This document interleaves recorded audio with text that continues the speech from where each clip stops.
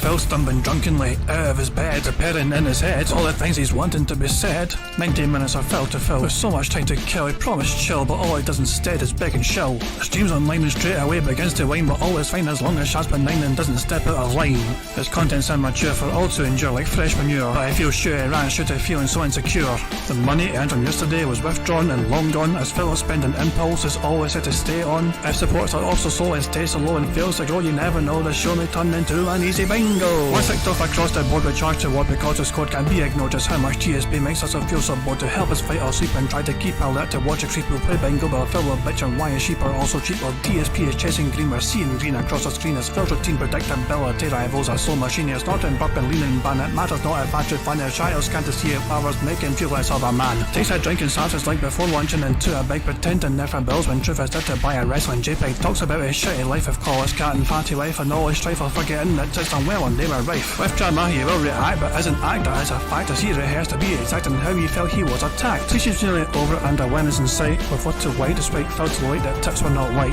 We'll say alright it is okay and now it's time for Phil to play, but first he'll say that tips will help from being off the other day. And with those words we win again, it's never if but always when the game is won. Thanks to that we made it to the very end.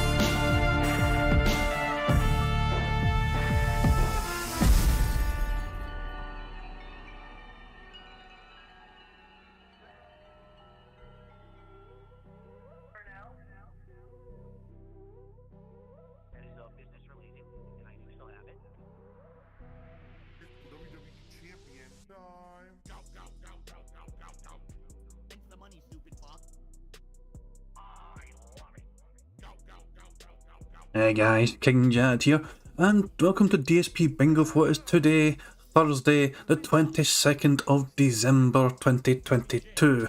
I'm not going to waste any time, mainly because I kind of, lost some of it already because I was setting up and dealing with things. Let's just spin this wheel immediately. I'll just give it a quick shuffle first, shall we? We shuffle, there we can go. Shuffle, shuffle, shuffle, shuffle, shuffle, shuffle. Spin that bastard.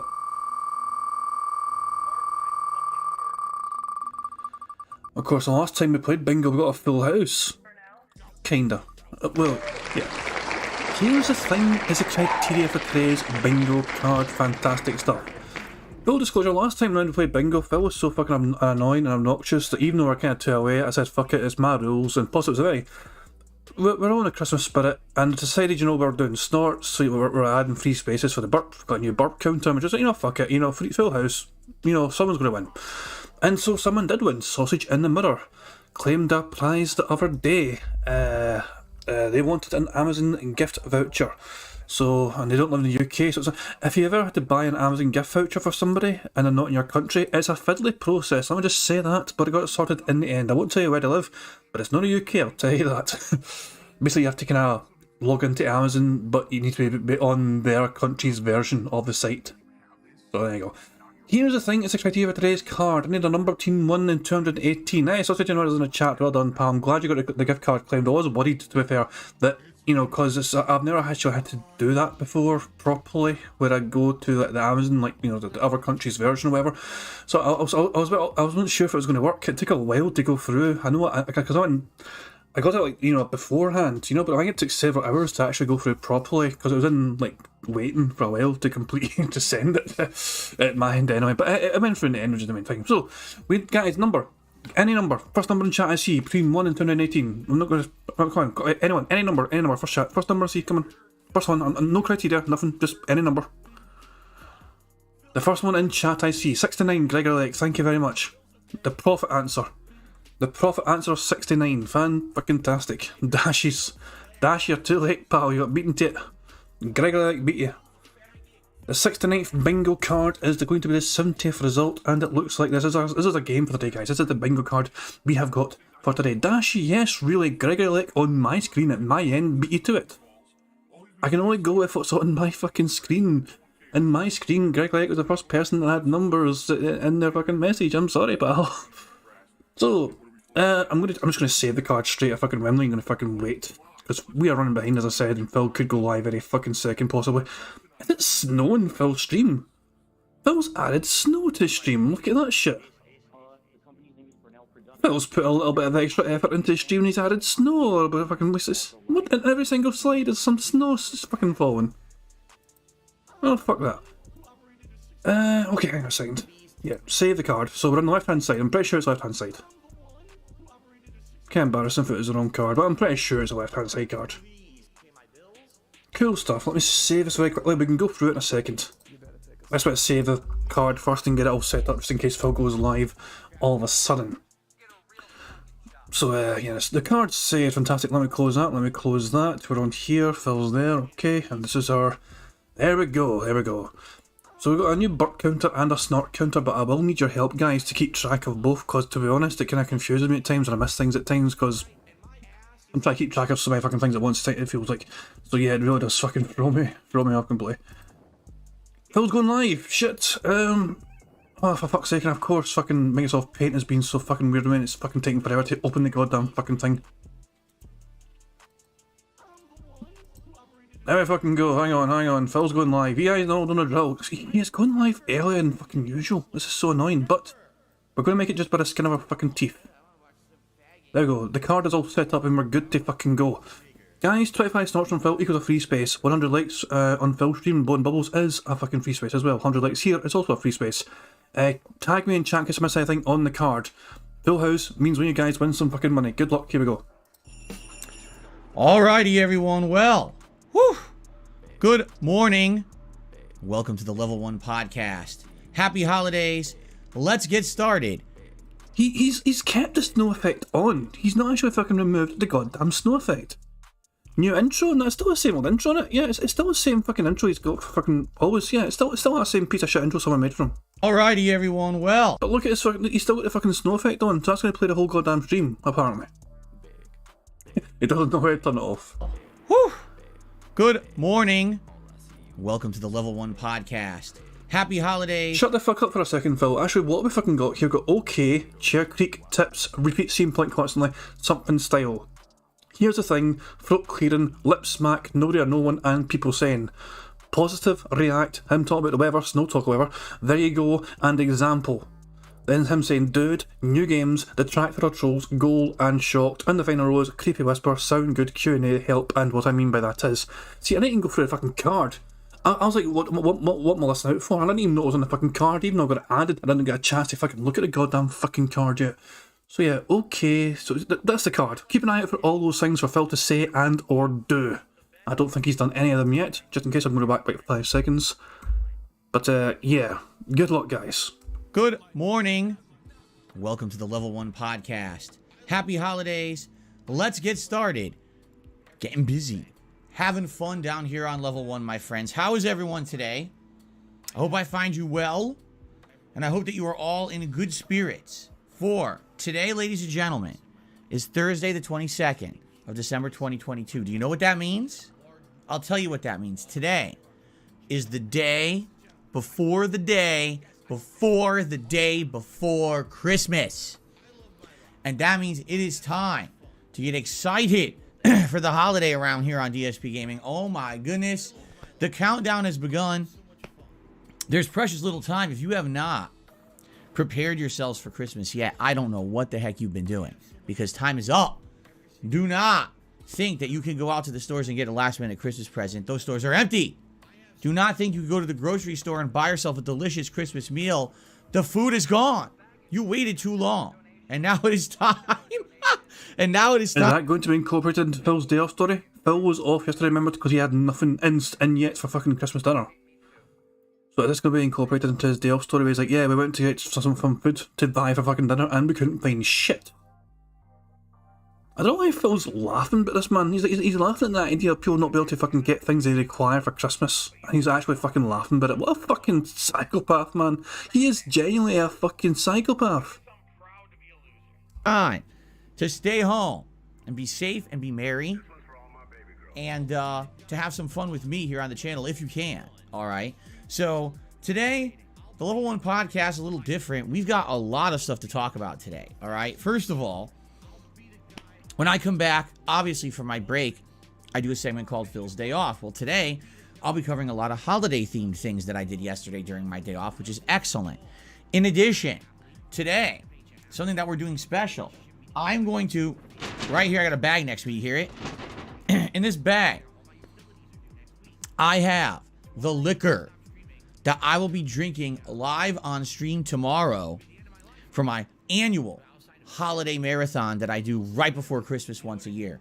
That's right. It's freaking tomorrow. Can you believe that the Christmas marathon is tomorrow? I can't believe that the Christmas marathon is tomorrow.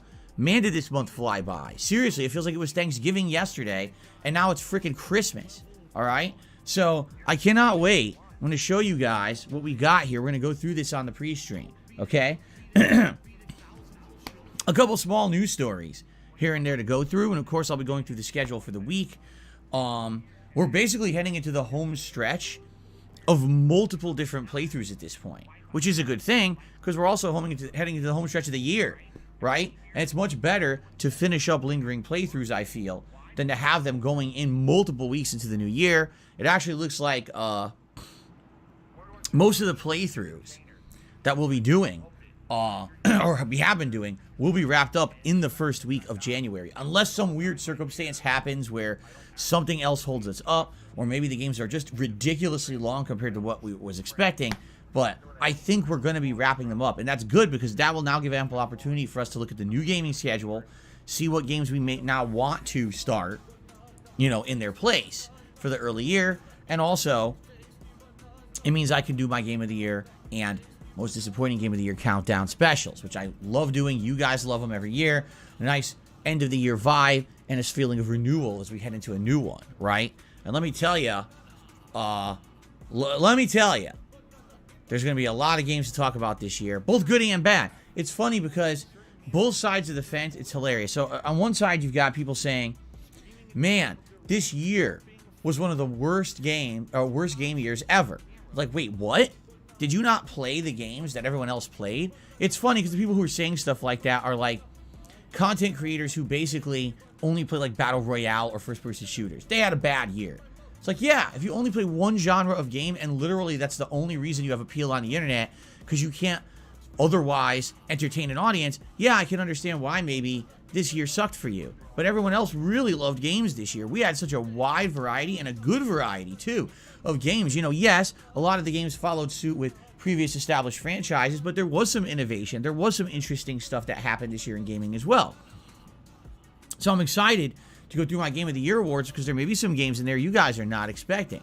Now, on the flip side of that, all right, there's actually a bunch of games that sucked, all right, games that were actually expected to be good, or normally that company or studio would put out a good game, and the games were terrible, all right? Okay, hold the fuck on, just 1 second. It wasn't that long ago that Phil was fucking deriding the entire fucking internet for shitting all over Callisto Protocol, and like, oh, the fucking company's losing so much fucking stock value and all that shit, and they don't deserve to get such fucking poor treatment from the public in general because the game is not as bad as people are fucking making it out to be. He was fucking really having a serious fucking go at people talking shit about Callisto Protocol.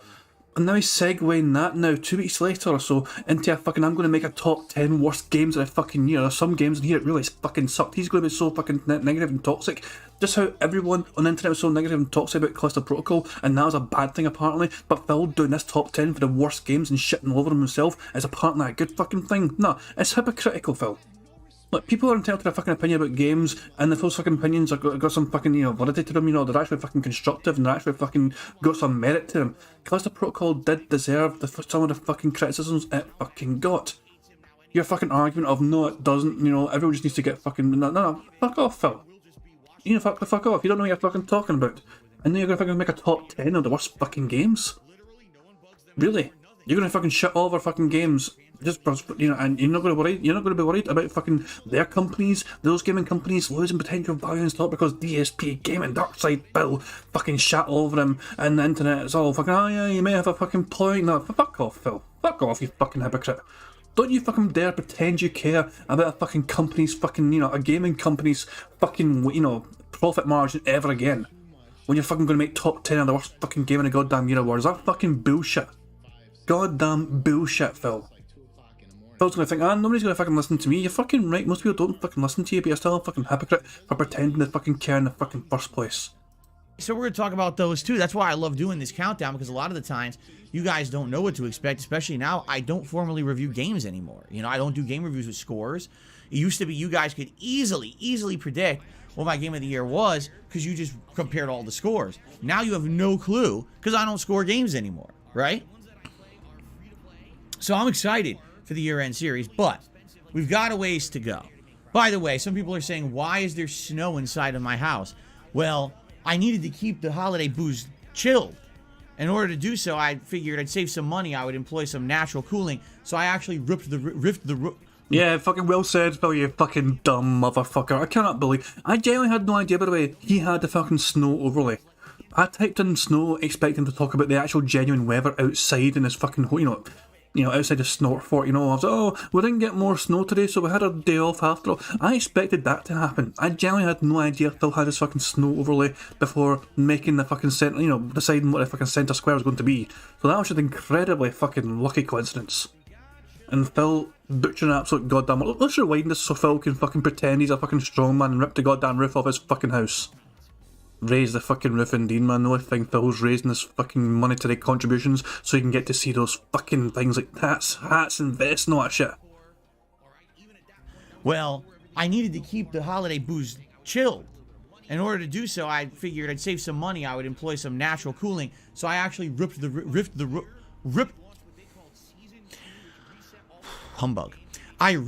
rooftop off of the top of my office. So now this snow can naturally come down into the office and chill everything in here. All right. So now we are officially in real holiday chill mode right now. All right. Now, the thing is, what you're actually seeing here in the office is pretty much what you're seeing outside. It is a winter wonderland out there. Now, have we had any precipitation? No, we actually haven't had precipitation in 2 days, but we have had sub-freezing temperatures for over 2 days, meaning nothing's melting. We had about 1 inch, 2 inches of snow and ice back on Tuesday, and none of it ever melted. I was out yesterday for my day off, and I was driving through ice and slipping all over the parking lots because no one here clears the parking lots or puts down salt or sand. I'm serious, no one does, because no one's used to this kind of... Of course it's going to be fucking safe when Phil's driving. He's got his own fucking natural supply of salt fucking streaming forth from every fucking orifice from his fucking body, wherever he fucking goes. Every single car behind the Phil Burnell car is going to be perfectly fucking safe because all the salt is flowing from that fucking car due to Phil Burnell constantly ranting and raving about the goddamn traffic and about the fucking goddamn weather and everything else, because it's all he fucking does. It's all he fucking does is fucking bitch and whine and moan and salt. It's salt for fucking everyone. As soon as Phil Burnell goes out, the roads have been fucking gritted with salt. Winter weather, it was a precarious position. Good news is I didn't hurt myself. I didn't fall or anything. But it looks just like this snow. That's what it is outside. Like, there's layers of snow everywhere out there. And there's actually more coming. It's supposed to be like tonight into tomorrow. And then Saturday as well. We're actually supposed to get ice and snow. Lucky for us, by like after Christmas, it warms up and then it all goes away. I'm all for a white Christmas. But once people got to get back to their normal lives, got to get out there to work and stuff, I want it to go away, and it is apparently supposed to go away here in Washington State. I wonder, wherever you live, I hope that you're having a good holiday time. I hope that the weather's not hindering you too much. I hope that it's safe. I certainly hope this. I really, really hope you're not traveling right now. Okay? I'm hearing a lot of horror stories about traveling right now, especially flying, that tons of flights are being canceled. Just here at SeaTac, that's the Seattle-Tacoma airport that we have here. Somehow there was a security breach, and even though it was solved within 15 minutes, it backed up the lines to get on flights outside of the airport. There were people waiting out in like freezing cold, sub-freezing cold, to get inside the airport to go on their flights because someone violated the security. And that's just one example. This is the time of year when you've got tons of issues with delayed flights, all kinds of problems. What gets me is, when I scratch my head about this, is like, who would actively choose to travel this time of year? Like, don't you think it would be a little better? What about people that fucking want to see their fucking beloved family members? Oh, where are you going? Why are you fucking travelling at Christmas? Oh, to see my fucking family. To see people I love. Phil can't relate to that because he really doesn't have that fucking anymore. His family need to fucking go to him. The only reason Phil would go to his family is if they're going to fucking fund an entire goddamn wedding and also give him fucking several $1,000s to put towards his fucking taxes. That was the only reason why Phil would even go home in the fucking first place back to Connecticut. And even then, that was all expenses paid to begin with, so it didn't cost Phil any actual fucking money. fuck off, Phil. Yeah, yeah. Money, money. Oh, money, money. Yeah, yeah. Money, money. Thank you very much, Prophet, for super chat. He says, pretty sure he's drank all the Christmas booze. He's slurring so much. Yeah, it really does slur so fucking much these days. It's crazy. I'm going to go 1.25 speed already, because fuck you, Phil, and fuck your fucking ridiculous fucking nonsense. And I understand. Oh, I want to be with my friends and family on Christmas. Okay. But how about this? Why not travel a little earlier or a little later? Phil, oh my fucking god, not everyone's got the fucking luxury to fucking do that. Phil is thinking everyone's fucking the master of their own goddamn schedule. Holy fucking shit. Does he not fucking realise that some people are not able to fucking get away from their fucking work and don't finish their fucking work until probably the fucking Friday, the fucking Thursday 22nd or Friday the 23rd? I am working tomorrow still. Hopefully I'm not going to be working all day, but I'm still working tomorrow. Friday before Christmas, I'm still fucking working. It's not easy for everyone to just fucking get a day off and just fucking go wherever they fucking can go for fucking Christmas because people are working. Now, would I have fucking taken the week off if I could have? Yes. Did someone already have the week off? Yes, they did. So I couldn't get the week off before Christmas. It is what it is. There you go. Nothing I can do. It's just say la vie. But I'm off next week. I don't have to fucking worry about work at all next week. The next time I'm working will be in the new year after fucking tomorrow. Fucking ready for that. But that's an example of Phil was not fucking aware of a shit now. He's been out the fucking look now, the actual fucking genuine work environment. He's been out of that for so fucking long. He thinks, oh, people can just fucking forget about fucking work and say, fuck you, boss. I'm going home early to see my family and avoid the rush. This guy is so fucking delusional to how the real world fucking works. I swear to fuck. With delayed flights, all kinds of problems. What gets me is, I like how Phil scratched his actual fucking head and he used it. He's like, yeah, what makes me scratch my fucking head? As he scratches his fucking empty fucking head.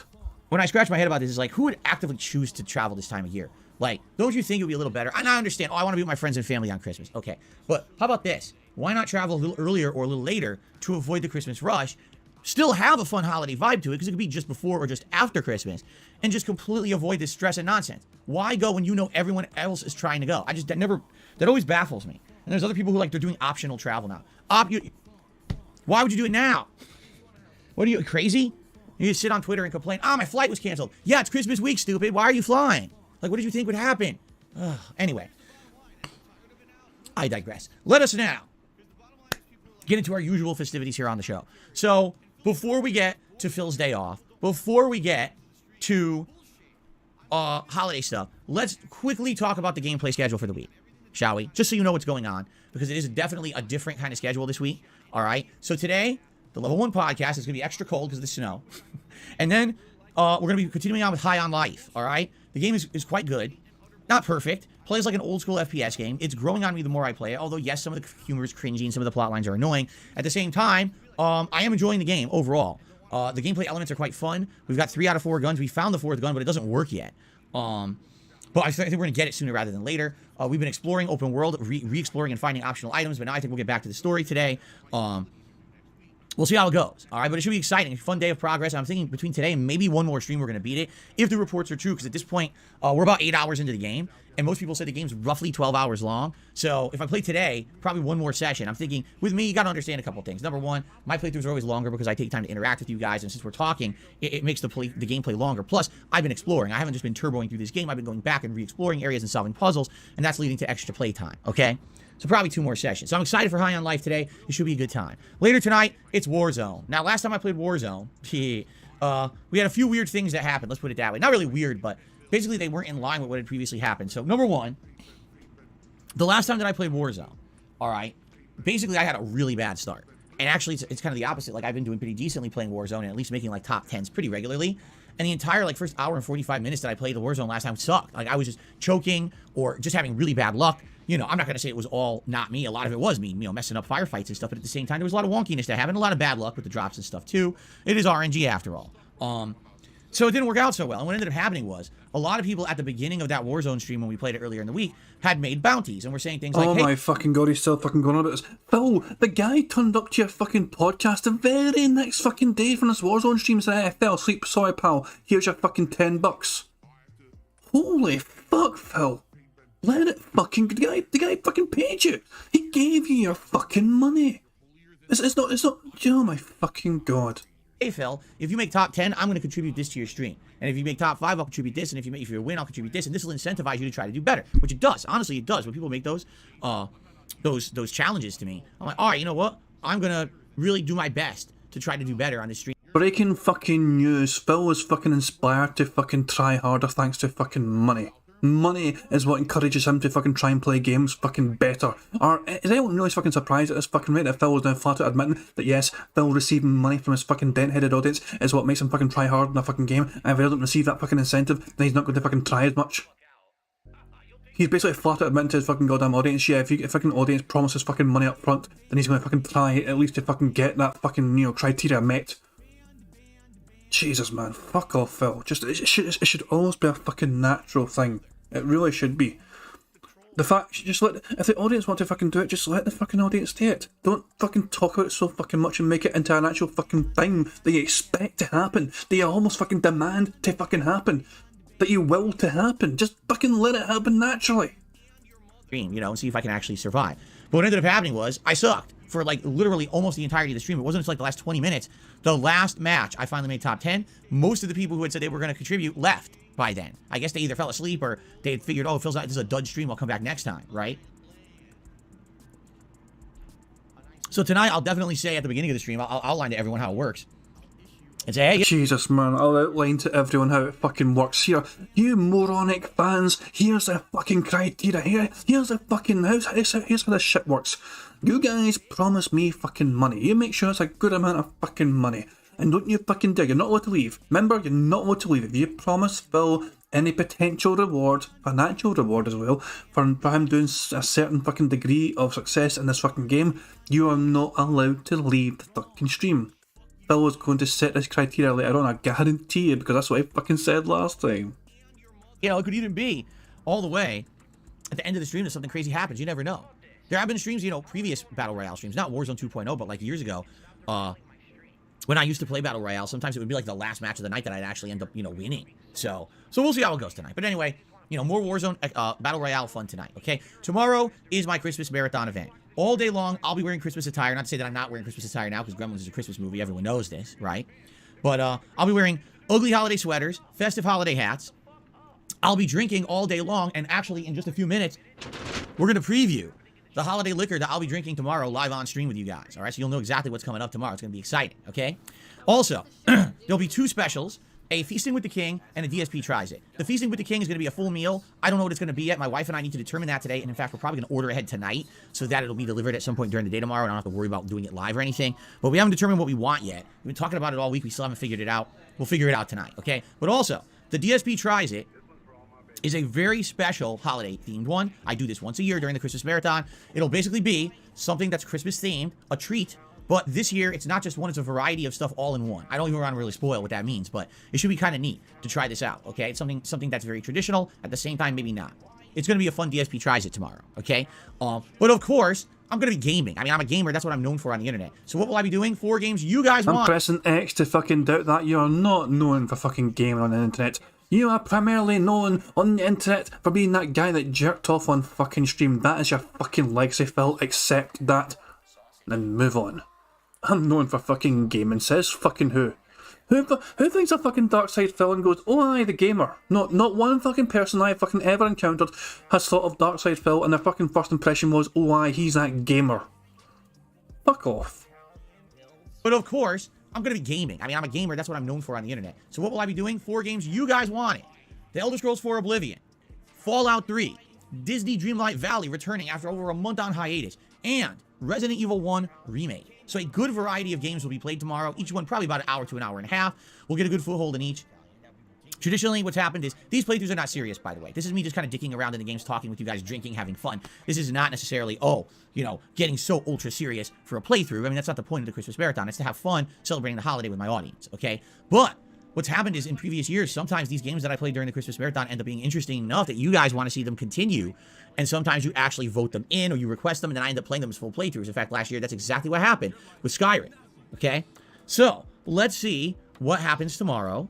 All right, with the Christmas Marathon, it should be exciting. Now, there is one thing that I feel I should just call out right now before we get to the rest of the schedule. I need to point towards this. Ladies and gentlemen, the members total for the month is at 400. Fucking beautiful. I had a feeling this was coming up. Which is why I've got the tracker handy. The last known tally we had was 485. It's now actually gone down one more. He is down to 484 members. This keeps going down lower and lower and lower. Okay, so obviously he had a fucking member bomb about support, you know, I had like 15 given to him a few days ago, you know, but on the, well actually a week ago, 17th, pretty much so, yeah. But, as you can see, he is dripping and, what the fuck happened there? What did I click? Why does that happen sometimes? What the fuck? Anyway. He is down to 484 as things stand right now, and he is 90 away from his, well 91 away from his fucking goal. Do I think Phil is going to hit his goal? Yes, I do think some dent-headed fan of his, email or team-wise here, some fucking nutter, will probably step in at the very last fucking second and give Phil what he fucking demands. It's just one of those things I expected, but it would be nice if it didn't happen, you know what I mean? But I'm not fucking... One of his dent-heads usually fucking delivers, that's what I'm fucking expecting. But yeah, expect this fucking segment here to be full on absolute desperation, man. Honestly, fuck, just prepare yourselves, I'm just saying. Because he is certainly kind of panicking now. 84 members. We're looking to hit 575 for the monthly goal. This is the goal that we set based on what we were doing all month. This is a goal that would help this channel grow and, you know, would help me significantly, all right? Now, here's the deal. If we hit the goal, the Viewer's Choice event will happen. That means you guys will be nominating and voting on a game to become a full playthrough here on DSP Gaming. And as I said, I almost guarantee you that some of the games that we play tomorrow will be giant suggestions. Games that people will already say, hey, maybe we want that as the Viewer's Choice playthrough event. But there is something I have to alert you to, all right? We have to hit this by tomorrow. I'm being realistic here. Why do we have to hit this during tomorrow's... No, not really. I mean, Christmas Eve also works, Phil, and you're streaming on the morning of Christmas Eve. So, no, tomorrow's not the fucking last day. You need to hit it. Just saying, you could hit it at some fucking point during the Christmas Eve stream as well. Marathon. Because there were 100 gifted memberships on the 24th of November. It was the 25th of November. You dumb motherfucker. In fact, how about this? How about this?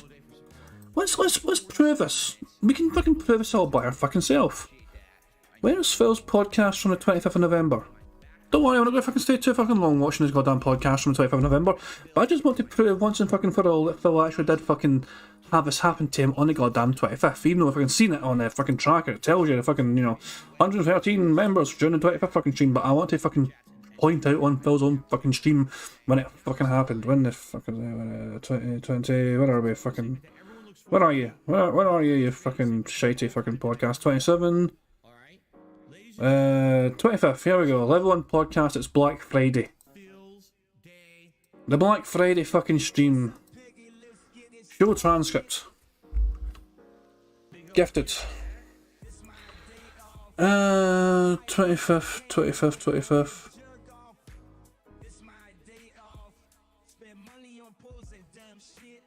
Hold on.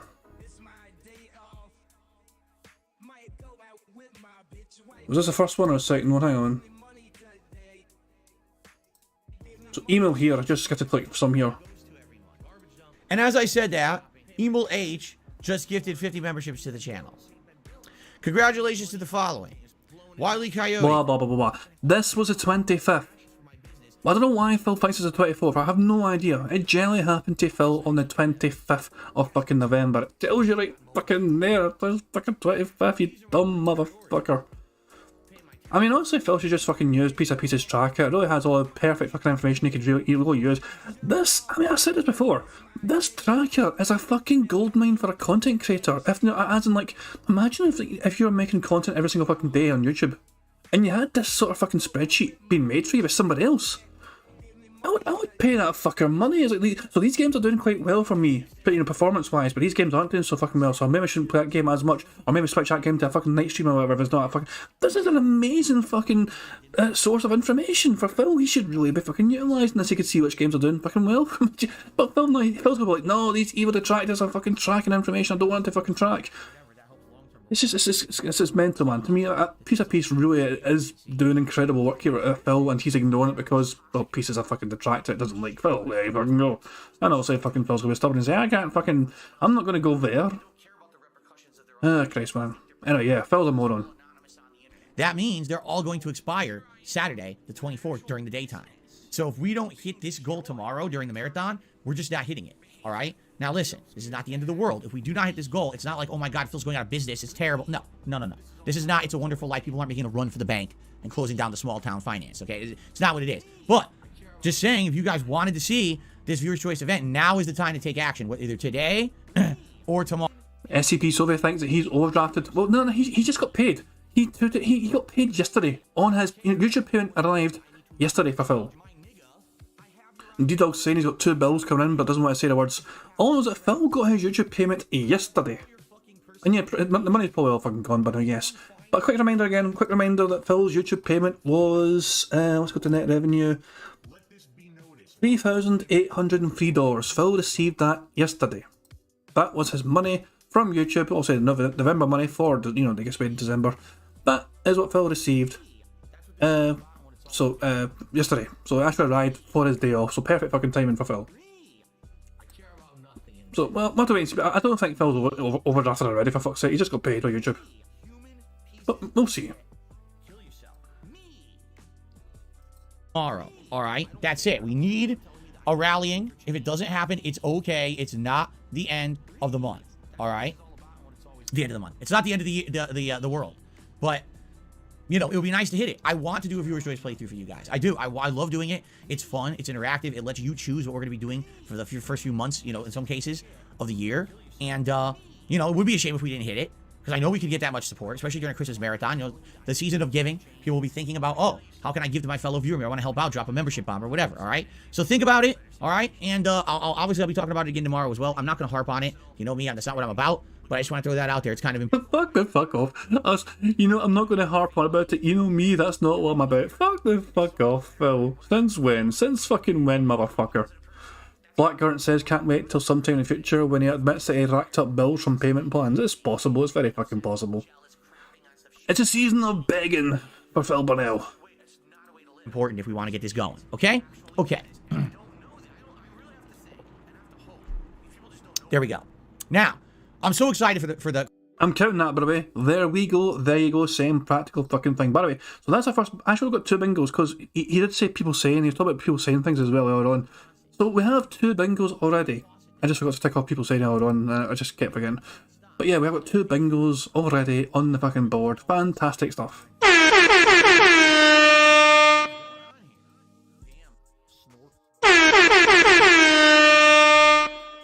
Right, fucking go. Cool stuff. Righto, decent start. Decent start to the bingo so far. So what do we need?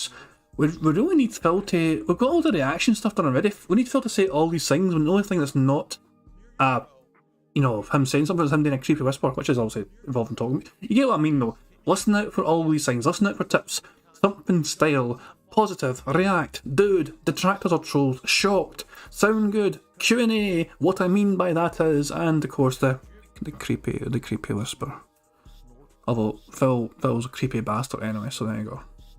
Christmas Marathon tomorrow. It's always a good time, and we always have a ton of fun, and I hope that you guys will join me all day long if you can. If you can't, it's fine. I understand. So many people are doing things with their relatives and family right now. It's okay if you can't be here. If you can't be here, watch it on demand. I always, record it, upload the parts after the fact, and you can enjoy it at your own leisure, slowly over time, all right? And I hope you will. Now, I'm here on Saturday the 24th, Christmas Eve, but it is only one stream, and it is the return of the King of Christmas Simulation Tournament in WWE 2K. Yesterday, I sat down for over an hour, sat here downloading content for this event. I'm very excited. However, I do want to fully explain how that's going to work, and I will do that when I go to the Phil's Day Off segment because I'm going to outline what happened when I was doing this, okay? So, very exciting series of matches, King of Christmas Tournament. That you guys have loved the sim matches that I've done this year so far in WWE 2K. Remember, I did one during the summer, then I did another one, then I did one for Halloween. You guys really liked them. This is going to be very exciting. A series of exciting matches featuring festive holiday characters, okay? I will talk about that again in a moment. I don't want to spoil yet. We're going to get to that segment, all right? That's the only stream I'm doing Saturday. No late stream on Saturday because I'll be having a nice meal with my family and celebrating the holiday, watching Christmas specials. Sunday, Christmas Day. I wish you all a very Merry Christmas and a Happy New Year, and I hope you all have a great... I don't know why I said Happy New Year. It's not New Year yet. And I hope you all have... Whatever holiday it is you're celebrating, if you don't celebrate Christmas. Even if you don't celebrate Christmas or any other holiday, I still hope you have a good Sunday. I won't be here. It's my one day off a year, okay? Where I don't have to worry about games, uploads, streams, anything on the... I just love that Phil literally has a segment called Phil's Day Off. And then he's like, I don't have any other days off. I have 1 day off a year apparently, and then I said the once a week day off he has. Fuck off. The segment's called Phil's Day Off. Including the fucking title. You just had a fucking day off, you moronic motherfucker. SCP Sophie says, as I said before, something he stole from Vinesauce. What the kind of creator wrestler? Like, no creator wrestler, but downloading other people's fucking hard work to fucking make some matches. Yeah, it's no surprise. Yeah. Damien Anderson says, isn't it weird for a person to continue with an event when they know they keep losing supporters? That's way too much confidence. Too much confidence. Coincidence, maybe? I don't know. Or confidence from Phil to think it's going to go ahead. No, it's the events. Phil has grown accustomed to somebody saving the day all too many fucking times. It's just the way it is, so it could happen. Dashy says, what if it gets deleted on Christmas Day? And then it'll be a fucking Christmas miracle. I'll be fucking, celebrating, I guess, but hey, fucking hooray, Phil's gone, fuck off, Phil. I don't know. Phil's not getting deleted anytime fucking soon. He's I can't see it anyway. YouTube have had many chances to fucking date, and they keep ignoring those fucking chances, so it's like, what the fuck are you going to do fucking delete them for now? I mean, Phil would have to do something very fucking dumb to get deleted off YouTube now. Internet. I don't have to go grocery shopping. I don't have to go pet shopping. I don't have to run any errands. Nothing. I actually get to relax. And I'm very excited to be relaxing this Sunday. Let me tell you. I just can't wait. Now, my wife and I determine what we're going to be eating. I'll talk about that on Phil's day off because I'm going to tell you about what we shopped for and everything, okay? So that should be exciting. Excuse me. And then I'll be back on Monday with full-time streaming right off the bat, hitting the ground running. We're going to continue on with God of War Ragnarok on the first stream, trying to finish up the basin side area and heading back to the story. And then Monday night, it's going to be the continuation of Pokemon Scarlet. No, I take that back. Monday night's going to be more High on Life. I got it confused. Tuesday is going to be Pokemon Scarlet on the first stream, and then Tuesday night will be Warzone, okay? Because what it's going to be alternation between God of War and Pokemon as the main streams until we finish the games. Okay, so there you go. So Wednesday will be my day off again this coming week. Thank you all. I hope this sounds like a good holiday schedule to you. Then what will happen is it'll be alternation God of War Pokemon until we finish those games. Night streams will be High on Life and Warzone. When we finish High on Life, we'll get another game and we'll interject into the night streams. And then it's the year-end series. Most disappointing games of the year countdown, Game of the Year awards. Once that's done, now we take up all new playthroughs. Cool? All righty. Ladies and gentlemen, it is time for us to do a little segment that I like to call Phil's Day Off. But Phil, you only get 1 day off a year, you just said. Why are you talking about having a day off when you claim you only get Christmas Day off ever? Because, ladies and gentlemen, we got a lot to talk about. Phil's Day Off was a very busy day yesterday.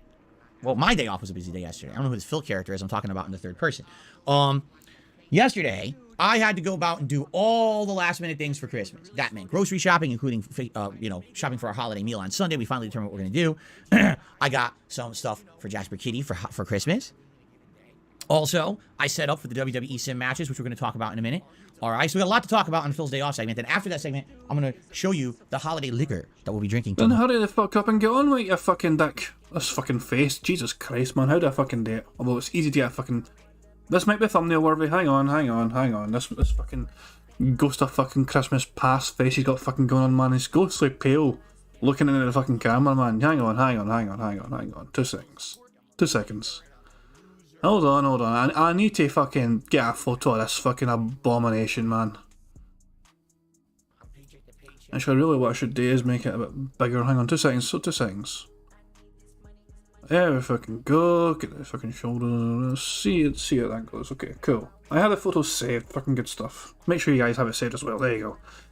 Actually, give me a fucking second. 2 seconds. I'm gonna see right fucking now if this is actually gonna fucking look good or not.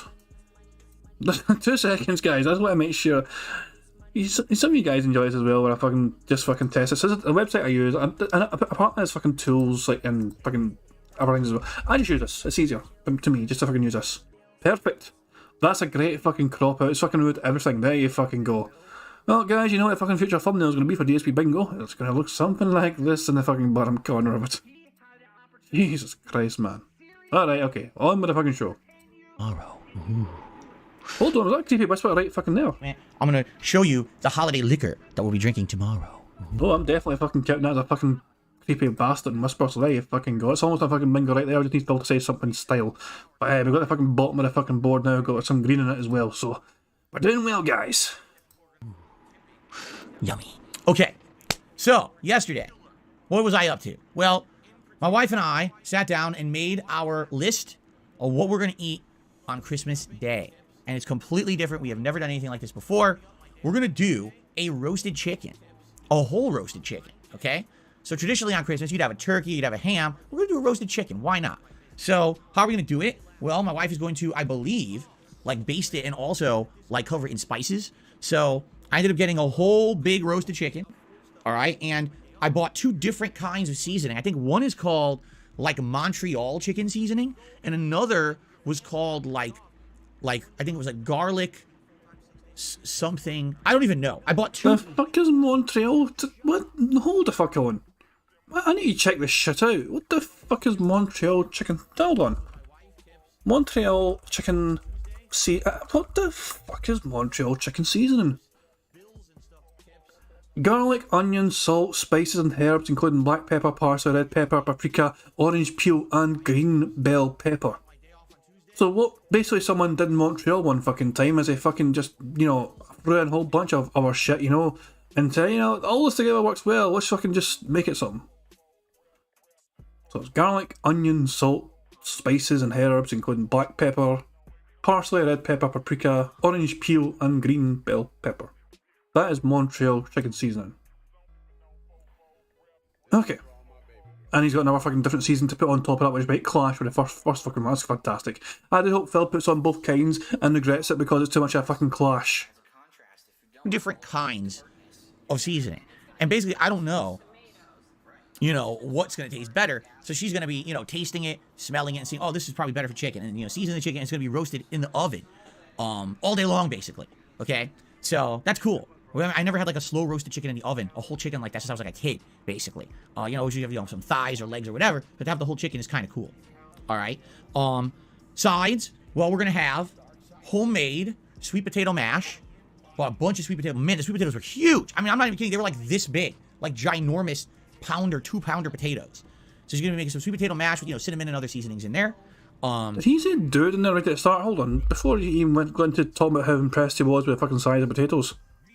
Sides, well, we're going to have homemade sweet potato mash. And I bet fucking Cat's going to be one that mashes them. You won't bother your arse to fucking help out at all with Christmas dinner, because Cat apparently loves cooking. She's so fucking good at it, apparently. So yeah, Phil won't bother his arse. He'll be fucking just sitting there on the fucking couch playing the Rugby Champions waiting for fucking dinner to get served to him. Well, a bunch of sweet potatoes. Man, the sweet potatoes were huge. I said man, sweet potatoes. Okay, I didn't say dude, okay. I mean, I'm not even kidding. They were like this big. Like ginormous pounder, 2-pounder potatoes. So she's going to be making some sweet potato mash with, you know, cinnamon and other seasonings in there. Green beans, which is yummy. Some stuffing. Now, we opted to just do the stovetop stuffing because we're already going to be doing so much other food. And it's Christmas Day. You don't want to do that much. Yeah, just do stovetop stuffing. That's easy. Just stir it right in a pot, make it up in like 10 minutes, 5 minutes, whatever it is, you know. And stovetop stuffing is good. I used to have it as a kid. We got the chicken flavor to match the chicken, so it should be yummy. And cranberry sauce, which, you know, not a lot of people think about cranberry sauce at Christmas, but we liked it so much at Thanksgiving. So, yeah, get another jar of the jellied cranberry sauce. So that's going to be our Christmas spread. Good amount of food. And we're excited because really. Jesus fucking Christ! For Thanksgiving, man, guys, do you remember Phil's Thanksgiving? Do you remember the monstrosity that Phil fucking showed on a YouTube short of what he ate for that fucking Thanksgiving? This garbage shit right here. All right, it's Thanksgiving 2022. We got mac and cheese. Look at that fucking plate. Sweet potato. Sweet potato. So this is this kind of mash. Sweet potato, I think, is at the top there. Phil's going to have that kind of mash, I believe. I assume that's sweet potato at the fucking top. And he's going to have that for Christmas dinner. Like that top part of sweet potato mash, yeah. Cornbread stuffing. Potatoes au gratin. Green beans. That's Phil's green beans again. Cranberry. And there's a cranberry, the fucking jelly cranberry. It's not even a fucking sauce. You might fucking, I don't know, you might fucking saucify that shit up, but it's not. It's fucking jelly. So it's some fucking thinking you'd have a fucking ice cream for fuck's sake. Like, you know, say, hey kids, do you want ice cream and jelly? Here, have some fucking jelly. Oh, to be fair, I say jelly because the UK call it jelly, but I think America calls it like what do Americans call it? Americans don't call the UK call it jelly, but I think Americans call it something different. Because what we call it jelly, but Americans call that. Well, I'm so fucking confused. Yeah, Americans call it jam, but isn't jam just like the thing you spread. I don't know. Jello. Jello, actually, I think it's actually fucking jelly, right? Jello, aye. And jams, different things as well, apparently. But you get what I'm fucking saying, though. This is the preview of Phil's Christmas fucking dinner, guys. Back to fucking bingo. I'm fucking rambling too much. The only complex thing there is really the chicken. It has to cook all day, you know, slow roast it in the oven. But outside of that, everything else should be pretty straightforward and not a big deal. So that's our Christmas feast. And I got all that yesterday. What else? Geez, what else did I do? So went to the pet store, and I was basically looking for Christmas presents for Jasper. I was like, what would Jasper like for Christmas? Now, every week we get him these wet treats, which are a combination like broths, stews, sometimes a bisque. And what it is, it's like a puree of seafood. He loves seafood. Sometimes it's like tuna, shrimp, salmon, that kind of stuff, whitefish, that kind of stuff. We give him one a day. That way he has some liquid in his diet. And other than that, he likes to eat a lot of his dry food, which is a high protein mix that includes a lot of salmon. So we already give him this kind of stuff every day. Like, what would you give him as an extra treat? Sometimes we'll give him like a temptation. You have his little bite-sized treats. He thinks they're okay, but he's not a high snacking cat. He's just not. So I was like, well, maybe I should give him some new toys. But the thing is, traditionally, when we buy Jasper toys, they always get lost. You know, cat toys, typically when you buy cat toys, they're small. They get a little ball or a little mouse or whatever. It's really small, the size of a quarter, right? So the cat bats it around for 5 minutes. Next thing you know, it went under a door. It went under the couch. He'll never see it again until we clean the house. Which, how often do we get to lift the couch and clean the house? Like once every 2 weeks or so. So he doesn't get to see Fucking fuck off, Phil. Fuck off once every 2 fucking weeks. Who are you fucking kidding? Who in the fucking hell do you think you're fucking kidding? How often you fucking clean that fucking pigsty of a fucking home? You haven't cleaned your fucking computer out in the fucking whole time you fucking had that thing. You think you're gonna your office only gets fucking cleaned whenever fucking cat comes in and redecorates a goddamn thing for you to fucking, you know, spruce up the fucking place. Oh, it's Halloween. Come in, cat, and help me with the Halloween decorations, and maybe fucking bring the Hoover in as well, will you, for fuck's sake? Jesus Christ, Phil. No. That cat loses something. That cat's never seen that fucking thing ever again until there's some sort of fucking emergency in the fucking house, and you have to fucking move things because there's an emergency. I'll have his toys just gone immediately. So I'm looking around the pet store and I'm like, I want to get him something that he's going to like, but at the same time, he's not going to lose right away because I feel bad whenever we give him a new toy and he's gone within minutes, okay? So I ended up actually getting him 2 things. The first thing I got him was another version of a toy he had already had. You know how I say fishing for kitties? I used to have a toy in here with little streamers on it, and I would go like this, and he would jump after it, and I'm fishing for kitties. Basically, I got a new version of that. His old version is completely disintegrated. He ripped every ribbon off of it. He ate the feather off of it. It was like, it's you know, we had to throw it out. So I basically got a new one. So that way we can, you know, play with him with that. But I ended up getting him something. Basically, I was like, I know what he likes. Okay, first of all, he likes catnip. He loves catnip. Okay, it's one of the things that he absolutely adores. We don't give it to him every day, but we like having things, you know, with it, like a toy or something. Number 2, he likes toys that make a crinkle sound. If it goes crunch, he likes that. Okay. Number 3, he likes a toy that's small enough to bat around. If you get him a giant toy, I mean, he'll snuggle for a little bit and he'll usually leave it, but he likes something he can like bat around and move around. And number 4, and this is probably, I'd say almost the most important, he likes a toy that has that mesh-like texture to it. You know what I mean? It's made of that fabric that has holes in it. So that way, if he bites it with his teeth or uses his back feet, he is declawed. We rescued him. He was already declawed when we rescued him. But he has back claws. And what he actually likes to do, he likes to take a cat toy and he pushes it to the center of his body and he picks up his feet and he kicks at the toy with his back feet like a soccer ball. So it's like funny. He likes to dig into toys with his back feet only. Okay? So if it has the mesh, he can feel that mesh texture against his claws and he really, really likes that.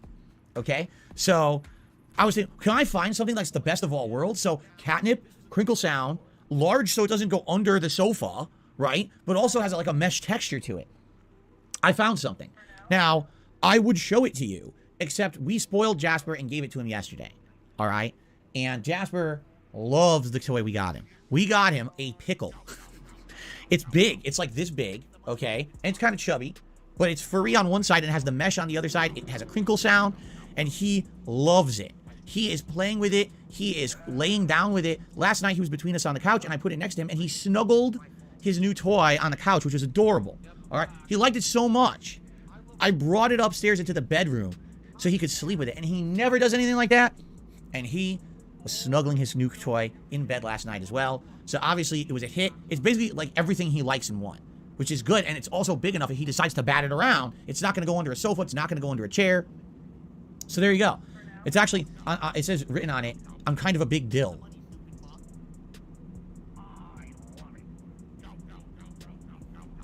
There you go. So anyway, he really loves his Christmas toy, all right? And we spoiled him with it. What I'll do is I'll bring out the streamer thing. I'll probably bring that out on Christmas and play with him for a while with that. So he'll still get something on Christmas, specific to Christmas.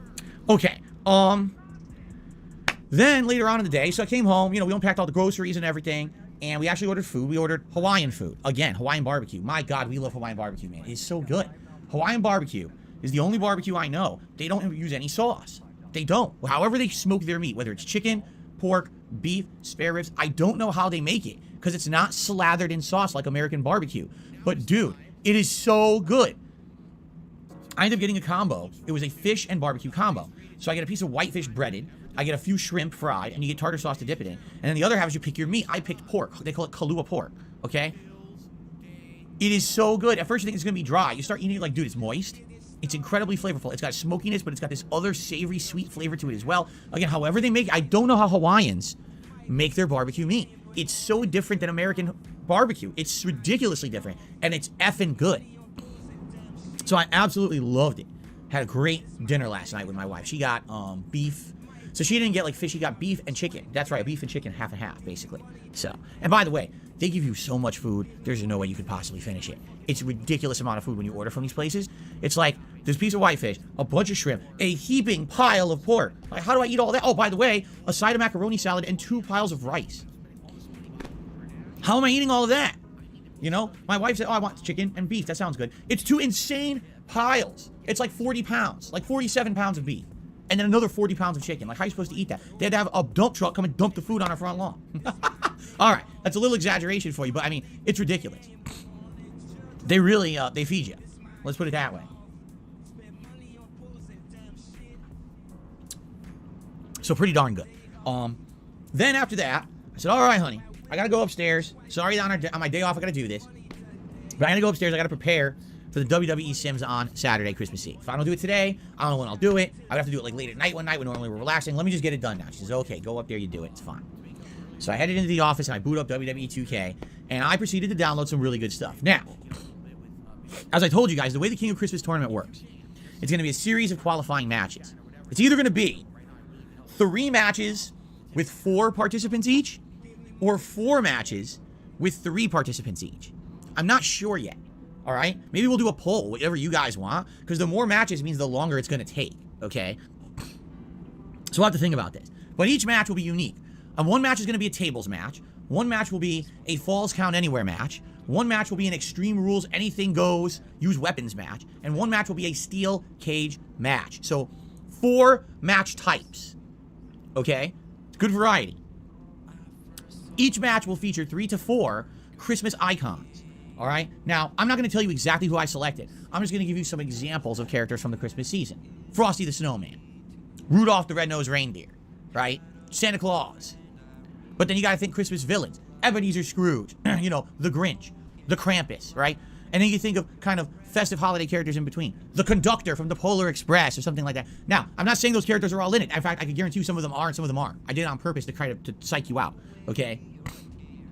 So, what's going to happen is there's going to be a series of matches between all of these characters.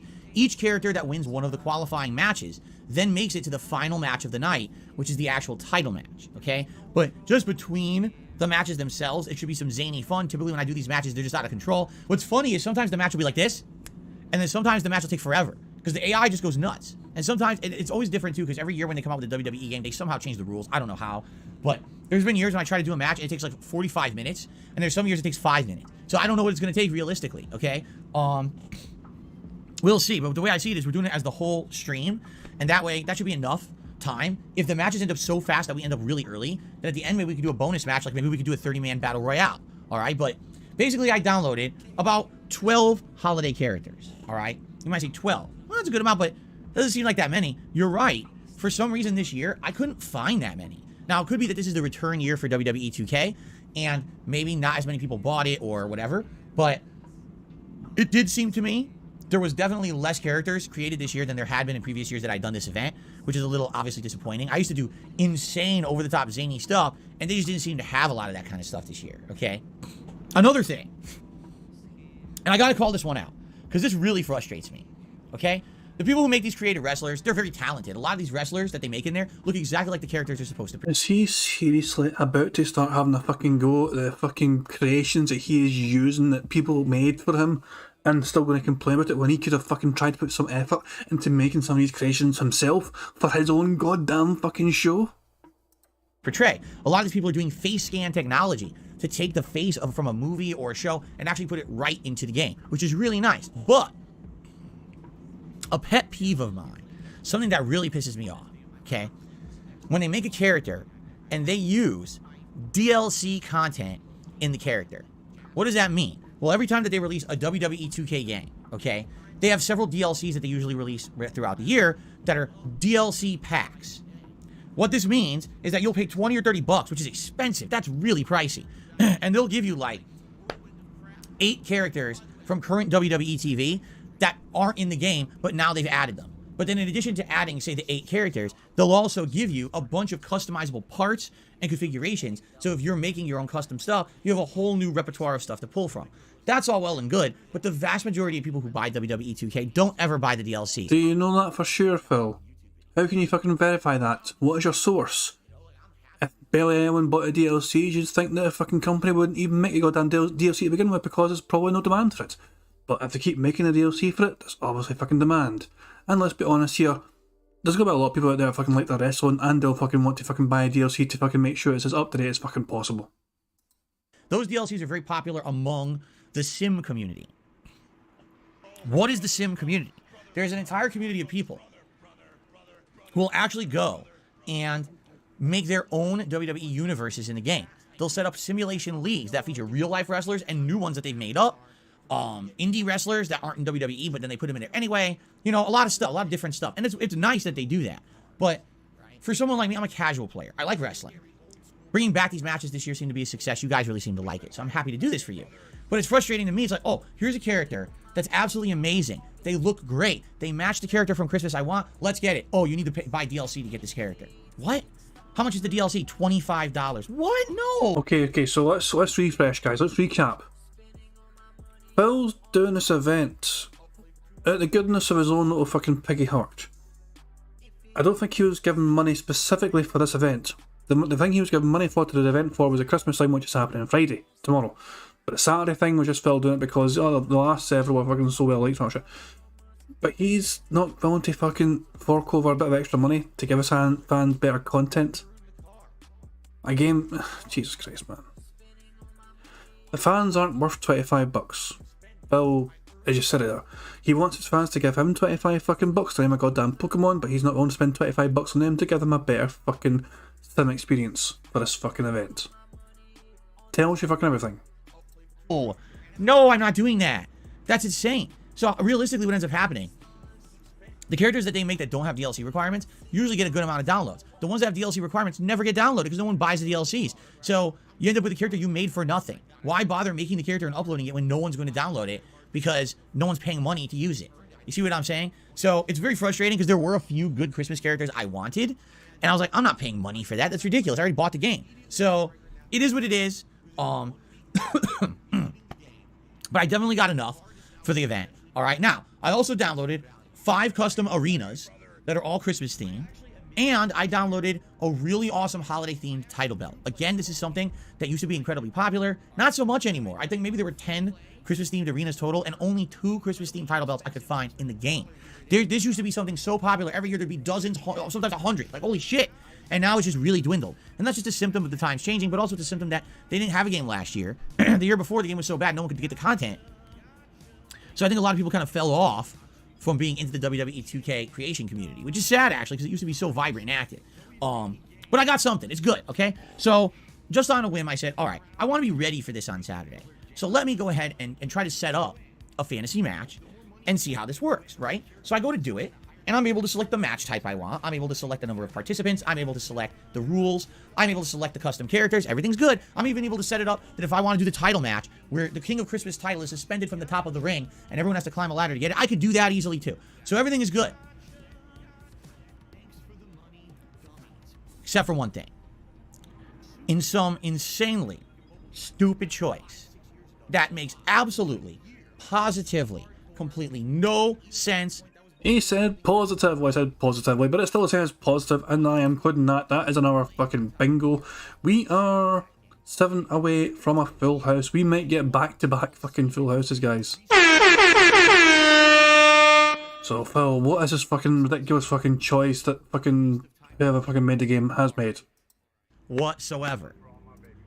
2K decided to remove the ability to use a custom arena in a random simulation match.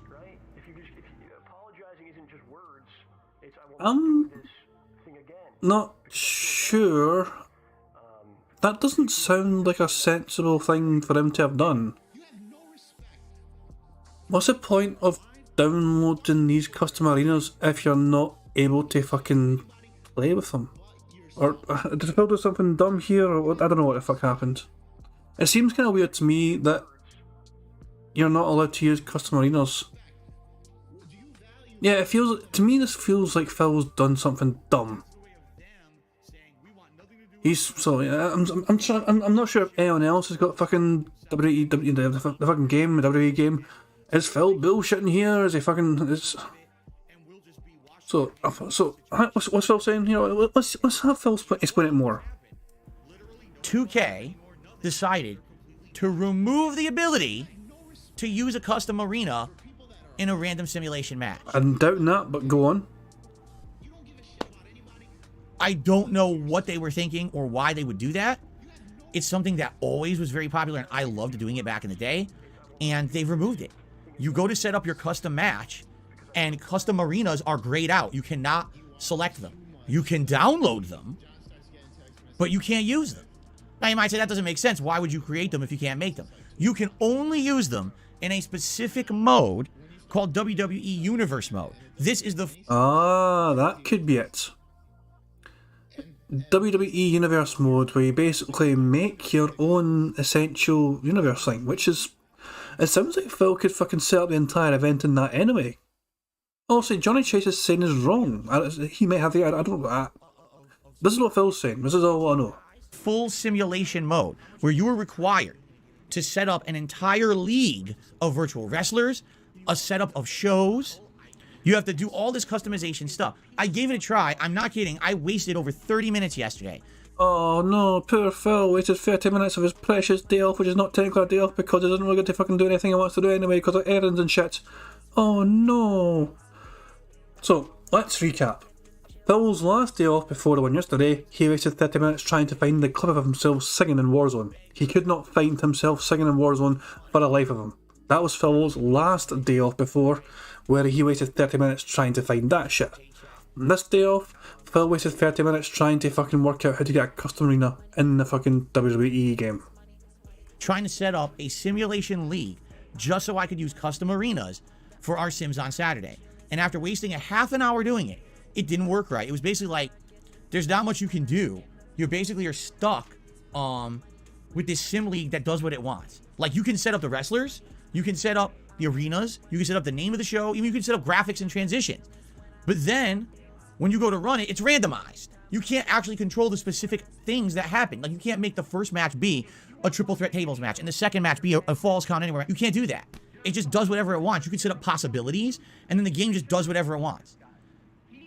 I don't know why they did it like that. I can tell you in previous years, back in the day, you could easily set up everything custom however you wanted. You could do a match with camera transitions that were holiday themed. You could have a custom arena. It was all done nice. You could see previous years, many years ago, I used to do these simulations, and all of that was possible. They basically took all that out of the game, inexplicably, and made it you are forced to use this sim league to do it, and it's just overly complex, overly convoluted. I just don't have hours and hours and hours to set up a fake league for one sim event.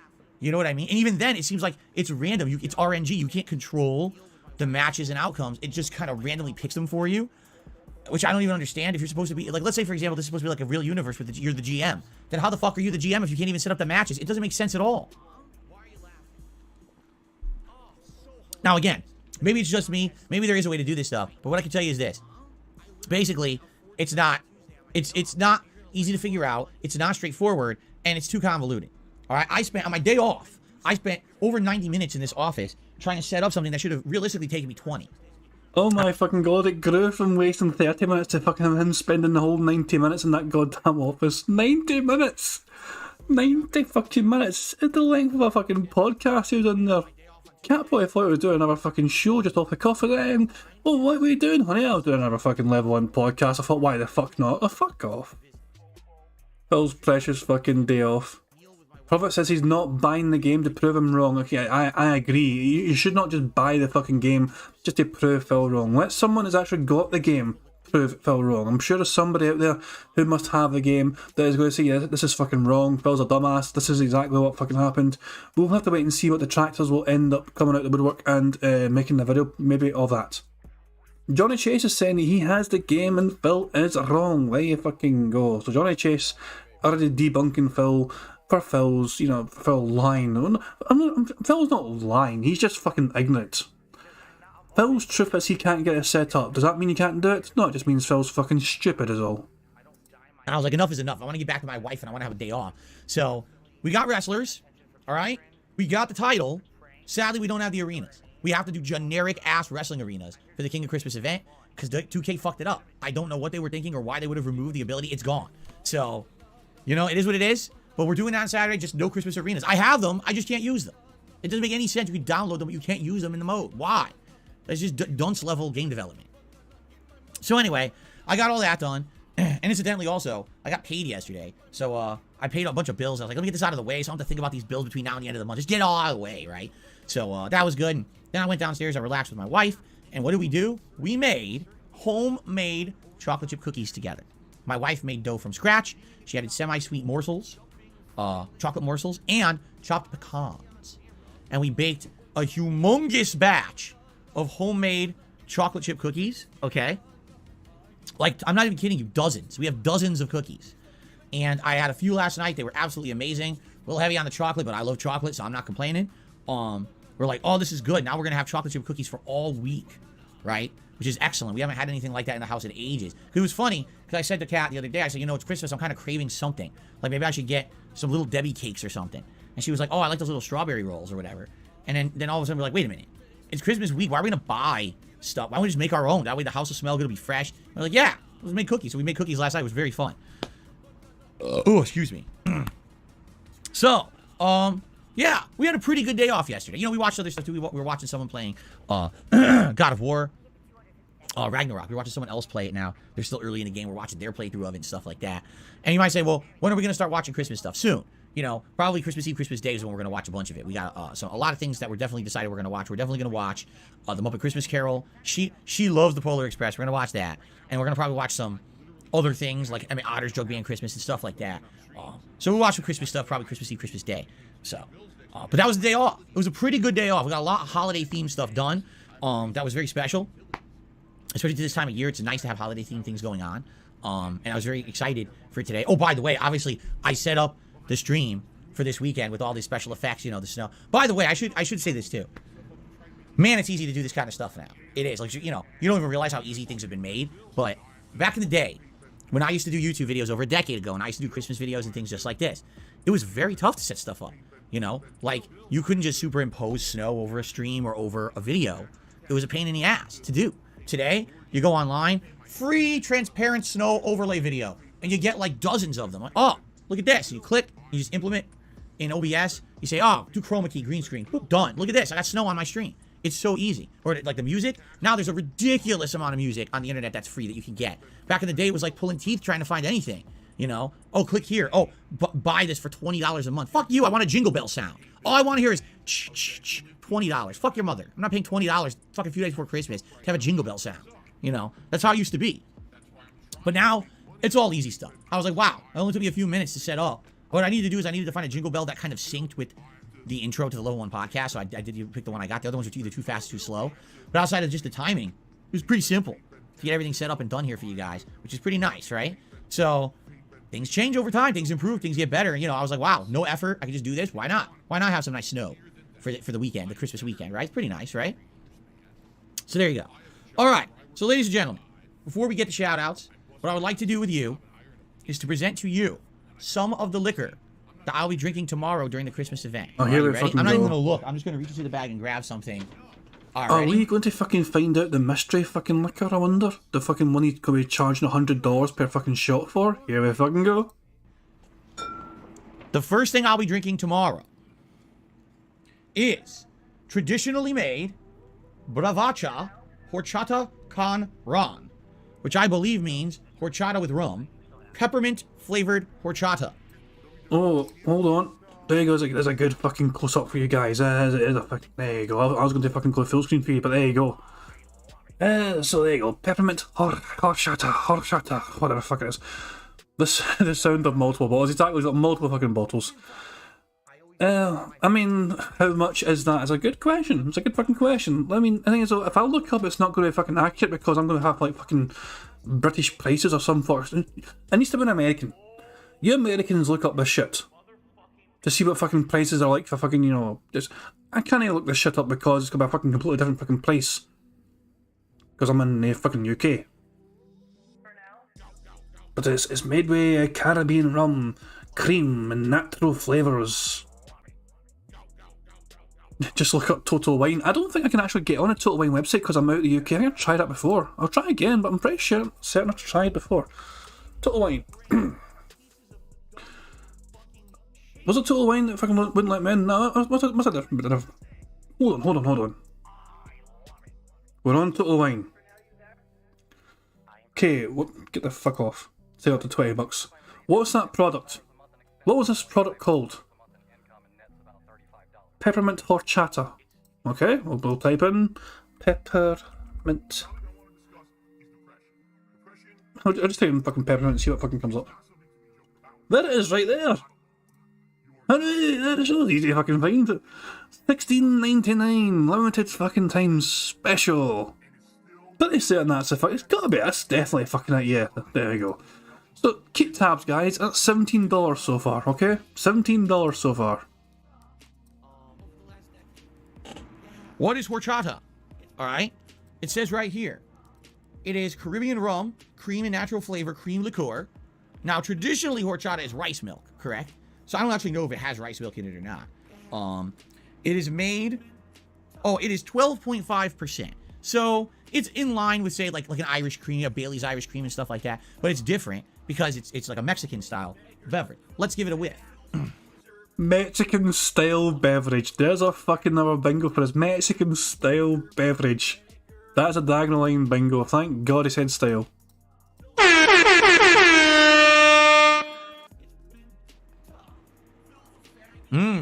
It's minty. But it's also got a very sweet... That's such a good fucking point. He didn't break the seal. He already opened this shit. He's not even drinking this. Cream, a Bailey's Irish cream and stuff like that. But it's different because it's like a Mexican-style beverage. Let's give it a whiff.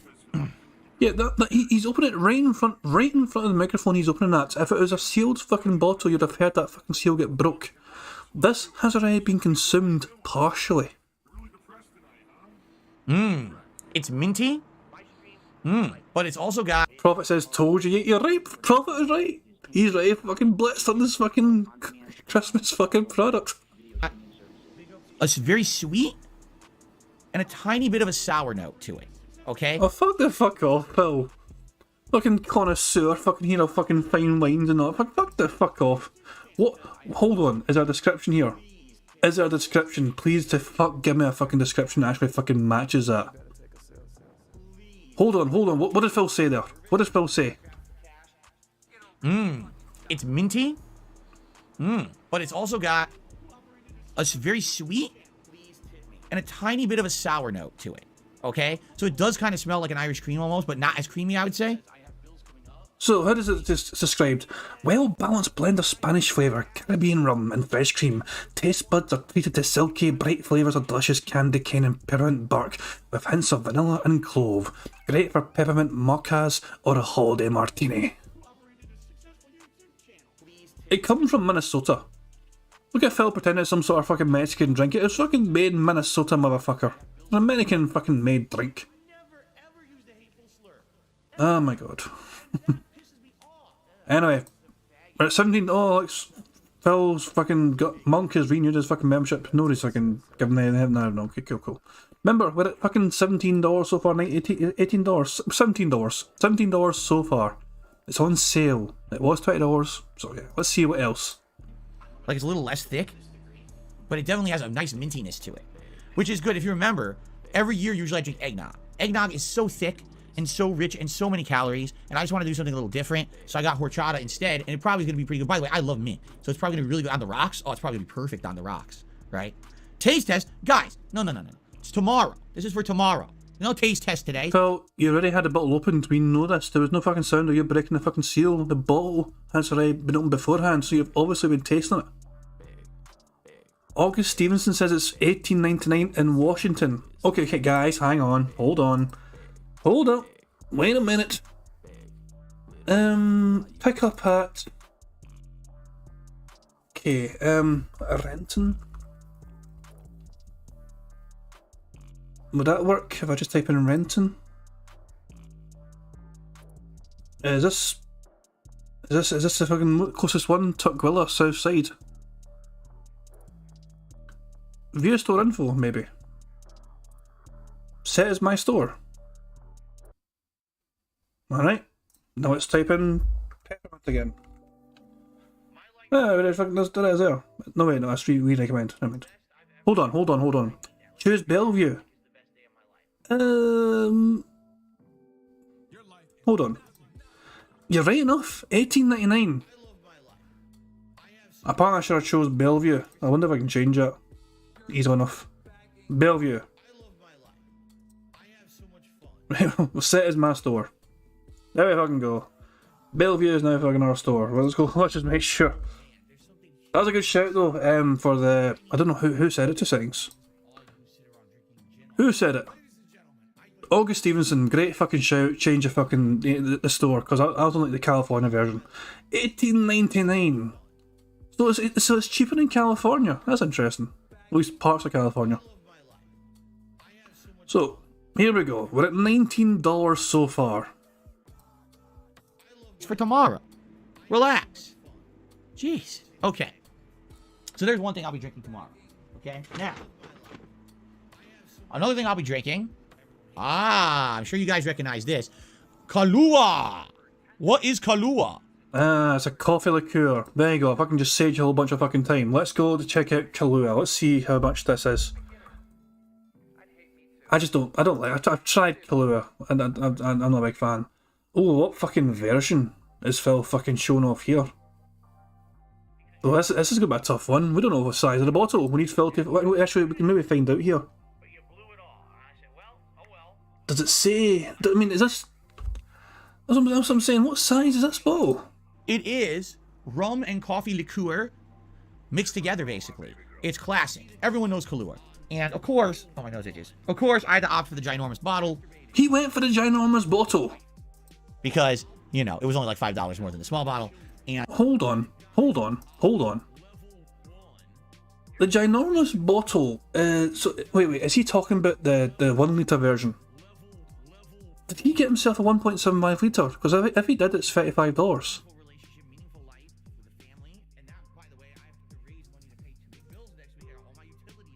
How big's this fucking bottle? Is it only the 1 litre? It looks like to me it could have been this one. Maybe I got this bottle instead, the 1 litre, because that is kind of like $4 more, $3 more even. If you got the 1.75 litre, that's $35. But, I don't know. Low tier gods tell me to help. What the fuck? Fuck off. I don't play fucking Roblox.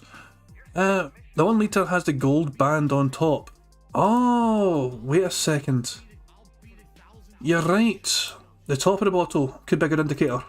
Because these do a wee bit different, don't they? Well, these two are kind of the same, but this one... Okay, I think it's this one. I think, guys, we'll go middle ground at $22. So that's what, $19, $22. So far, Phil spent, what, $33 on... Is it $33? Yeah, $33. No, wait, that's wrong. Fucking like, messed up fucking basic math here. $41. So Phil spent $41 on his alcohol so far. Fucking basic math.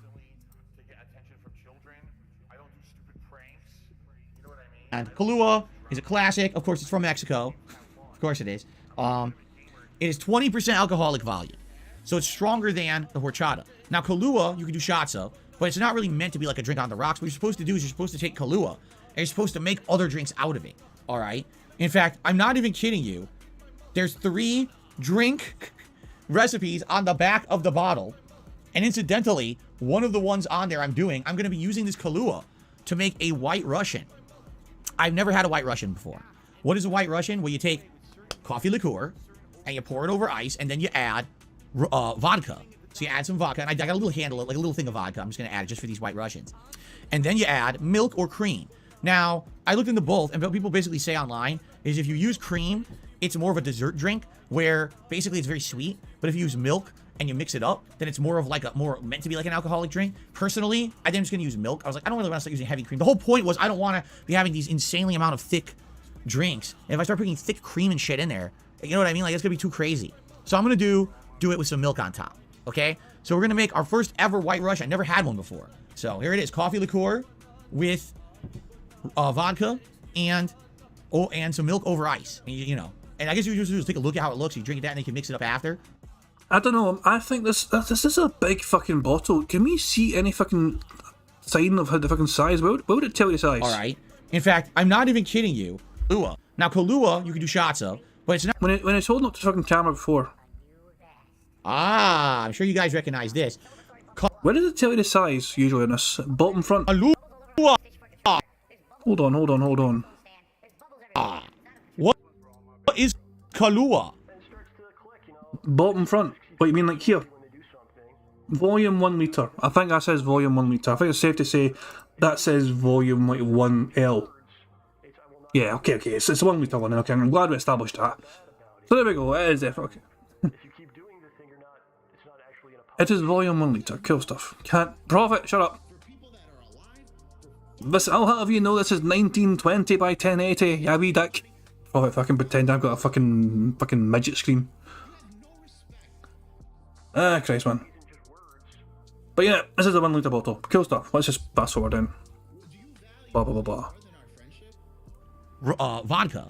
So you add some vodka, and I got a little handle, like a little thing of vodka. I'm just going to Yeah, he said a little handle, so people were wondering if he said a little handle. Yeah, he said a little handle.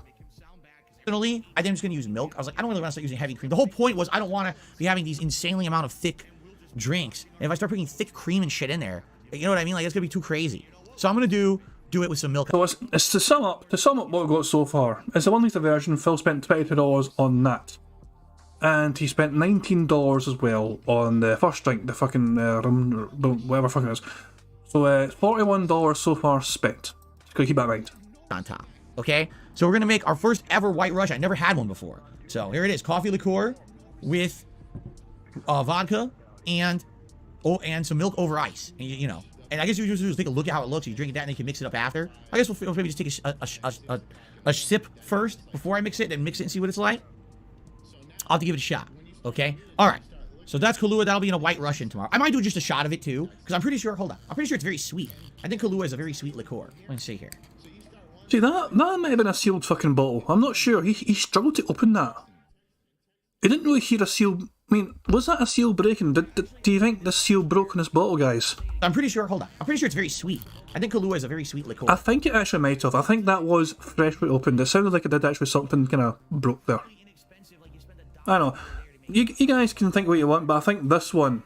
Russian tomorrow. I might do just a shot of it too, because I'm pretty sure, hold on. I'm pretty sure it's very sweet. I think Kahlua is a very sweet liqueur. Let's see here. Big guy, an experienced Kahlua drinker, said, yeah, that was sealed. That's what it sounds when you break it, yeah. So, big guy, the fucking 5-a-day Kahlua drinker knows what a Kahlua bottle seal getting broke sounds like.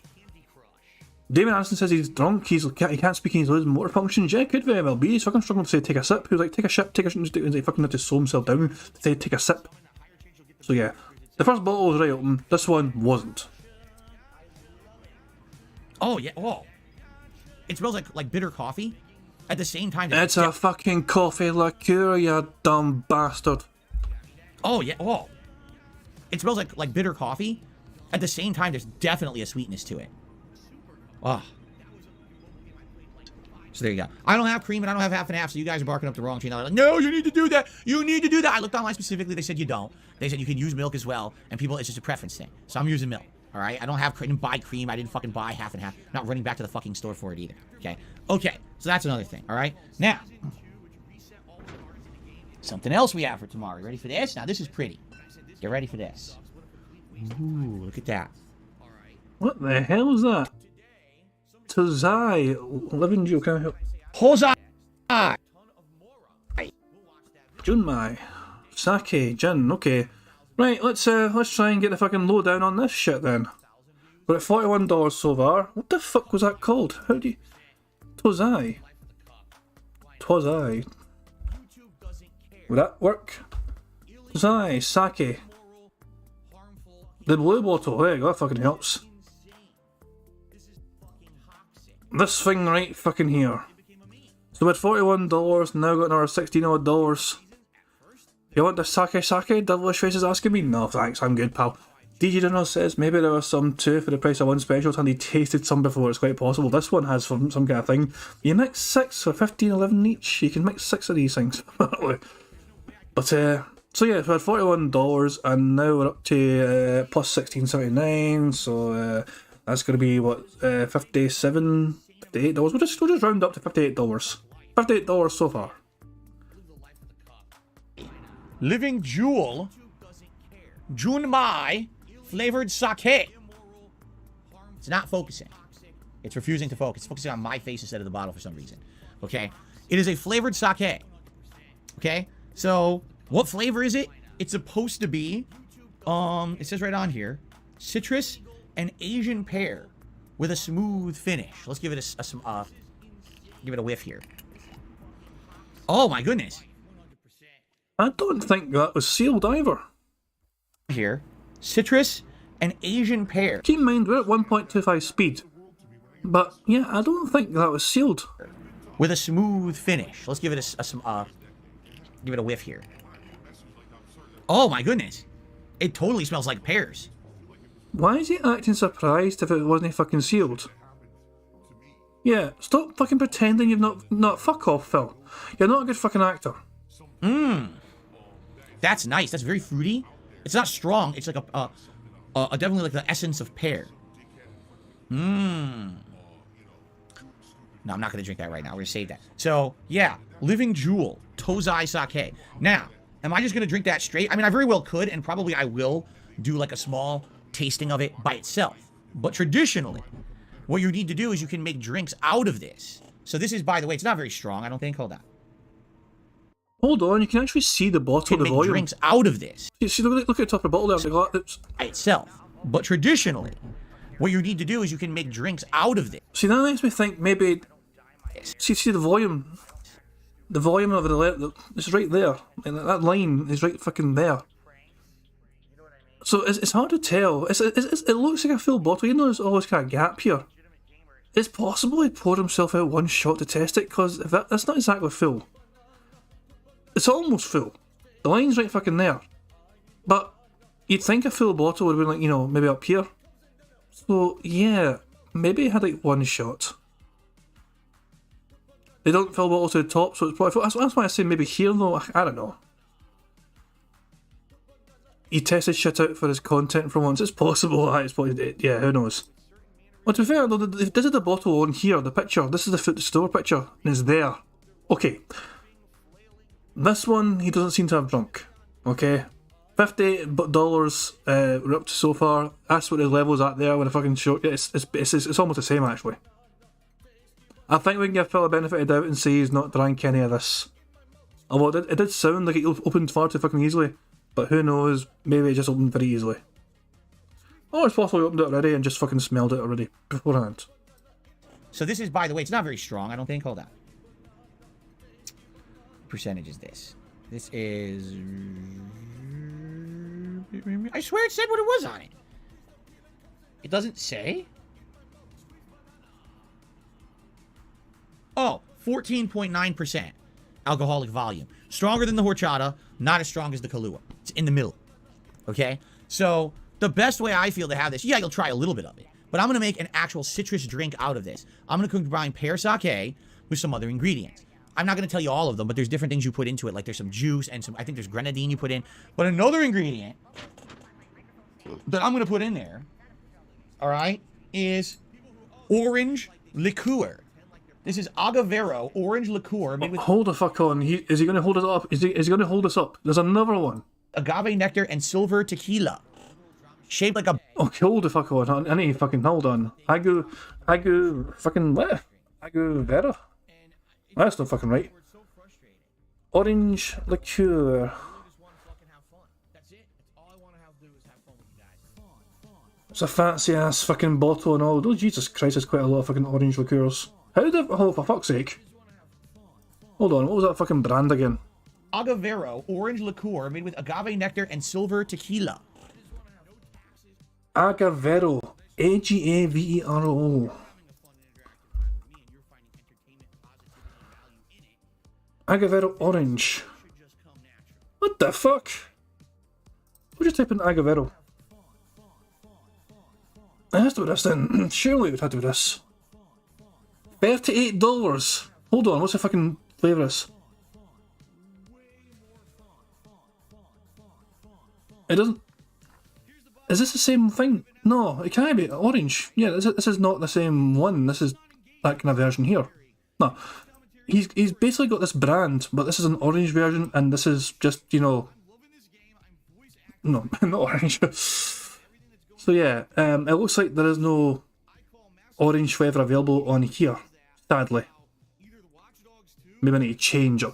Can we assume though? Yeah, I mean, as Ryu should have said, it's the exact same thing now. Not the same variant, but we can assume it's the same price. True. I'm going to change location. I wonder if it'll let me change again. Let me just change to fucking... Shit, where should we fucking change to?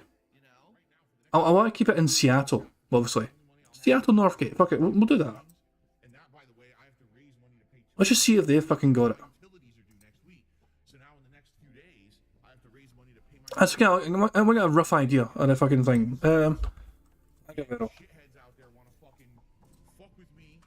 There's the orange one there. Oh, it's cheaper. It's far cheaper. Okay, if I probably fair then to say $20. $20. So how much were we up to before? We were at 58, weren't we? So $78 now. $78 so far on alcohol. I'm kind of glad to check that rather than just assume, you know, it's fucking going to the same price. So there you go. We're up to $78 so far. Shaped like a big ass creature. I don't know. You'd say it's an orange, but I don't know about oranges being in this kind of leaf. Alright? If you can tell, I already had a little bit of this. It's good. I had a shot or two of it. It's really good. Now this... Now, Phil was admitting these red drank some and then we fucking go, don't have to fucking question this time. He's like, oh, you tell. Look, the bottle's fucking half empty. I've already had some, guys. Right before stream started. Get fucking loudy. Creature. I don't know. You'd say it's an orange, but I don't know about oranges being in this kind of leaf. Alright? If you can tell, I already had a little bit of this. It's good. I had a shot or two of it. It's really good. Now this actually is the strongest of all the liquor. This one is 32% alcoholic volume. And of all of them, oh, it smells heavenly. It's a strong citrus flavor. That's so nice. It's strong, orangey citrus smell. It's absolutely delicious, okay? And I love it. So what I'm going to do, first I'm going to try this by itself.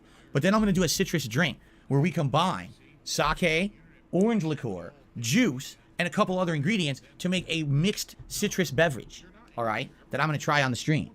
I don't know what game we'll play when we have that, all right? The way it's going to work is as follows, all right? So the Level 1 podcast will begin, all right? I'll have all this here with me, but I'm going to make my iced drinks downstairs. I'm not going to have any ice in the office or anything like that. So likely what I'll do is I'll actually start off the day with something. Maybe I'll try the horchata. I think that's what I want to do. I want to try the mint horchata and see how it is. So for Phil, you didn't reveal your fucking special $100 per fucking drink, fucking alcohol. Why not? the Level 1 podcast tomorrow, I'll actually have the mint horchata on hand, and I'll try it out for the show. Then, after the podcast ends, all right, you're going to vote on what game you want to see first out of the 4 games we're playing, and I'm going to head downstairs and make myself another drink, perhaps a White Russian. And I'm going to have that drink while I play the game. And then the next game, I'll make another drink, you see? So I'm going to have a drink per game, like a drink every hour, hour and a half, which is probably what you should do to pace yourself. However, there is a special thing going on. I've already talked about it, all right? I have one final liquor that I am not spoiling for you guys today. It is a special Ooh, you fucking wee dick. Christmas marathon surprise. I am not revealing this liquor until the Level 1 podcast tomorrow morning. This liquor is fun, and it is in line with this stream and memes and all kinds of stuff. All right, I'm not going to spoil what it is whatsoever, but I think you guys are going to get a big kick out of it. And I'm only going to drink this liquor when a large contribution of a certain level comes in. I'm going to explain all of this tomorrow on the podcast, and I know some people will be up in arms about it. I don't care. Here's the thing. This is hard liquor. This is not a mixed, 14%. It's hard liquor. Hard liquor is strong. All right? If I take shots constantly, I'll be under the fucking table passed out. I can't do that. All right? In addition, I'm actually going to have snacks. Like I have some popcorners, chips I'll probably have in here, and a couple other things. So if I need to have something in my stomach while I'm drinking all this, I'll have something to help negate all this drinking I'm doing during the day until the food shows up for dinner, okay? Now, it's going to be a large contribution required to take a shot. Why? Because if I make it like 20 bucks, you'll have 7-8 people who give 20 bucks within the first hour, and then that's the end of the stream. All right? So just understand that. The whole point... Is it weird that to me, 20 bucks for a contribution still seems like a lot of money? I know in Phil's fucking land, 20 bucks is fucking nothing. You're not even fucking halfway to the goddamn gun of glasses. But it's so weird that Phil's idea of large contributions differs so fucking greatly to most other fucking people and content creators online. Like, 20 bucks is a decent amount of money, especially this time of year and fucking, time, you've got to fucking watch where you're fucking spending at times just to make sure you're not going to fucking, you got enough for Christmas and all that shit. And Phil's like, 20 bucks is not enough. I'm not going to fucking charge my fans 20 bucks just to fucking maybe take a drink of this ridiculously, insanely alcoholic shit. But fuck off. Jesus, man. Lil Shadow says, I dream about he just breaks on stream, drunk, and talks about being miserable and just wants to off himself. I don't know. Phil's too much of a fucking narcissist to ever fucking talk about himself like that, I think. I cannot see Phil ever being so fucking... Because I keep in mind, Phil's never going to fucking, show that. He's too narcissistic to fucking think... He's even too fucking narcissistic to even fucking have the balls to do that, in my opinion. To want to... He might want it occasionally, you know what I mean? But he's too much of a fucking shite bag to even fucking date, in my opinion. Is to make it something that's very hard to hit. That way, maybe I do it maybe once during the show, maybe twice. You know what I'm saying? It wouldn't be something crazy that's going to happen every few minutes and then I get drunk as shit. I can't, okay? And by the way, I will definitely tell you, I'll cut it off when I need to. Absolutely. Like, if I do a shot or two and I'm feeling drunk, I'm like, all right, that's it. That's enough of that. Sorry, I did it. We're done. Okay? I got to maintain a stream here. We got to have fun tomorrow. Not me passing out, vomiting all over the place. We're not doing that. Okay? So, there you go. This will be pretty exciting. All right? I'm excited. I hope you guys are excited too for a fun marathon holiday stream tomorrow. All kinds of themed liquors to be drank. Festive fun. Like I said, different outfits. By the way, whenever I change games, I'll also probably change my outfit, like change out my holiday sweater. Because I have 4 holiday sweaters now. 4. That's right. Okay.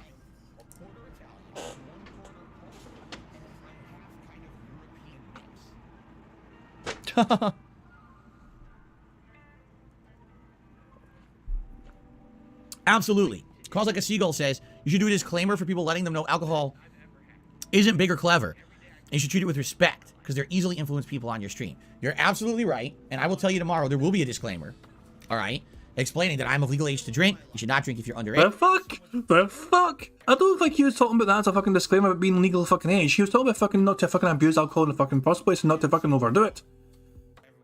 Jesus fucking Christ. Aye, Phil. Breaking fucking news. Phil's legal. Who would have fucking guessed? Yeah, because I was very confused about Phil's fucking age there for a fucking second. Is he old enough to fucking drink? It's hard to fucking tell. He looks so fucking youthful. God fucking damn it. Age, you should drink responsibly, as I'm doing in an environment where I don't... Tomorrow, guess what I'm not doing? I'm not driving. I'm not operating machinery. I'm in a situation where if I get drunk, I can just pass out and be fine. I'm not going to put myself or others in harm's way, and I'm definitely not going to do it to the point where it's unhealthy and not go to the hospital. That's the opposite of the whole point of having fun in a holiday event, you see? Okay, so don't worry. There will be all that tomorrow on the show, okay? All right, so that is tomorrow's holiday event. I hope that sounds good to you. I'm excited for it. Obviously, it should be a good time. All right, let's get to shout-outs. Our first shout-out... First of all, I will say this, okay? I want to give a special thanks to someone, because someone actually sent me a contribution. However, they specifically said that this is a tip that was meant for on-demand content only. All right? So all I'm going to say is thank you to Sean. Sean, you know who you are. They basically sent me a tip over my day off and said, I watch all on-demand content of yours, and I just want to say thank you for consistently great content. Merry Christmas to you and your family. Thank you to Sean. That's all I'm going to say. It doesn't apply to the stream, but I did want to give Sean a shout-out. But, you know, it was supposed to be specifically for on-demand content, so thank you very much for that. And, hey, thanks to anyone who watches my content. How much was the tip? Did Phil specify how much a fucking tip was? I don't even think he specified how much a fucking tip was. He just said it was a tip for the fucking on-demand content. So, yeah, I think Peace is not going to be pleased that he can't. Oh yeah, he said tips. I'll tick tip for sure. Yeah, I'm definitely a tip. But I'm just saying there was no numeric value given to that fucking tip though, is it? So yeah, it definitely counts for a square. Yeah, that's a bingo. But I'm just saying no, we didn't actually get a fucking value, did we? So it's hard to fucking keep track of that. But there's another fucking bingo for the fucking top line done. So hey, fucking go hooray for that.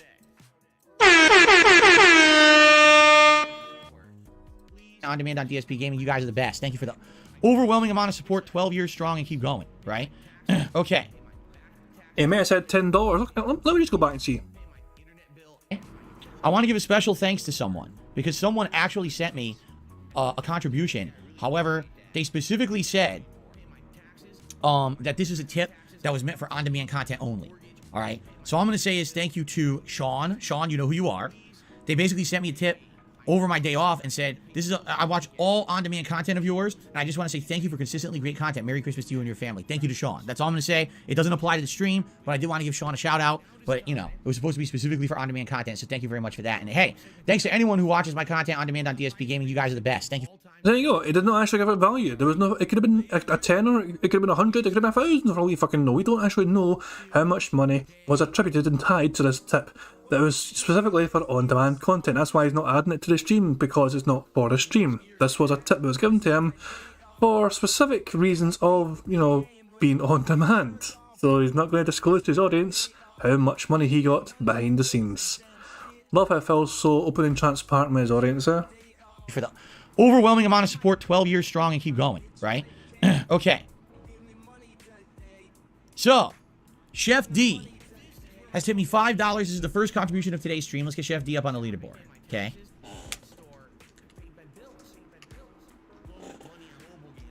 Chef D says the following. I got caught up with your 12:20 podcast, and I just want to tell you, I clapped at the end of your response, your speed response, to Fandango around the 1 minute 20 second mark, or is it 1 hour 20 minute mark? That was legitimately impressive to me. Other people can't do that. So, Fandango would ask me a question, and basically here's how I responded. Well, now we're at the end of the Fuck's sake, I don't even know if it's worth fucking listening to this. I really don't. I generally just fucking want to. I feel like just fucking skipping this fucking speed talking segment. You know what? For the sake of fucking Bingo. For the sake of Bingo, in case he actually does say something. In fact, hold on, before we even begin, did Phil say shock there when he's reading that out? At the end of your response, your speed response, to Fandango around the 1 minute 20 second mark, or is it 1 hour 20 minute mark? That was legitimately impressive to me. Other people can't do that. So, Fandango would ask me a question, and basically here's how I responded. Half speed. Well, now we're at the end of the show, so I have to hurry up to try to answer the question. I don't have a lot of time to relay what I want to say because we have limited time, and I'm trying to end the show at 12:30 every day. I don't want to go over, so that way we have a lot of time to play games. And since we have a lot of time to play games, I have to get over. So let's go ahead and talk about what I want to talk about. And in a very fast manner, just like this, I talked about everything that I wanted to talk about, and I covered it in a very speedy manner. And a lot of people think that this is very hard to do, but for me, for some reason, my mind moves very fast, so it's very easy for me to relay messages in a quick way. I don't know, people say I talk like the microchanged man from like the 1980s or whatever, but for some reason I can talk like this and it's not a big deal, and I can actually have concise thoughts and just relay them really fast, and people seem to think that it's impressive, but I don't know why. I don't think... Seriously? I don't think we got anything from Bingo to that, you know? I don't think we got anything from that, sadly. I slowed it down specifically to make sure I didn't miss anything for the Bingo card, by the way. That was the only reason. I wasn't trying to torture you guys, I wasn't... No. Heather's like, I slowed it down so we wouldn't miss anything for the Bingo card. I did it for the Bingo, I didn't do it to torture you guys, I swear. Right, back to 1.25 speed. I think Phil's finished. If I wanted to, I could talk like that all the time.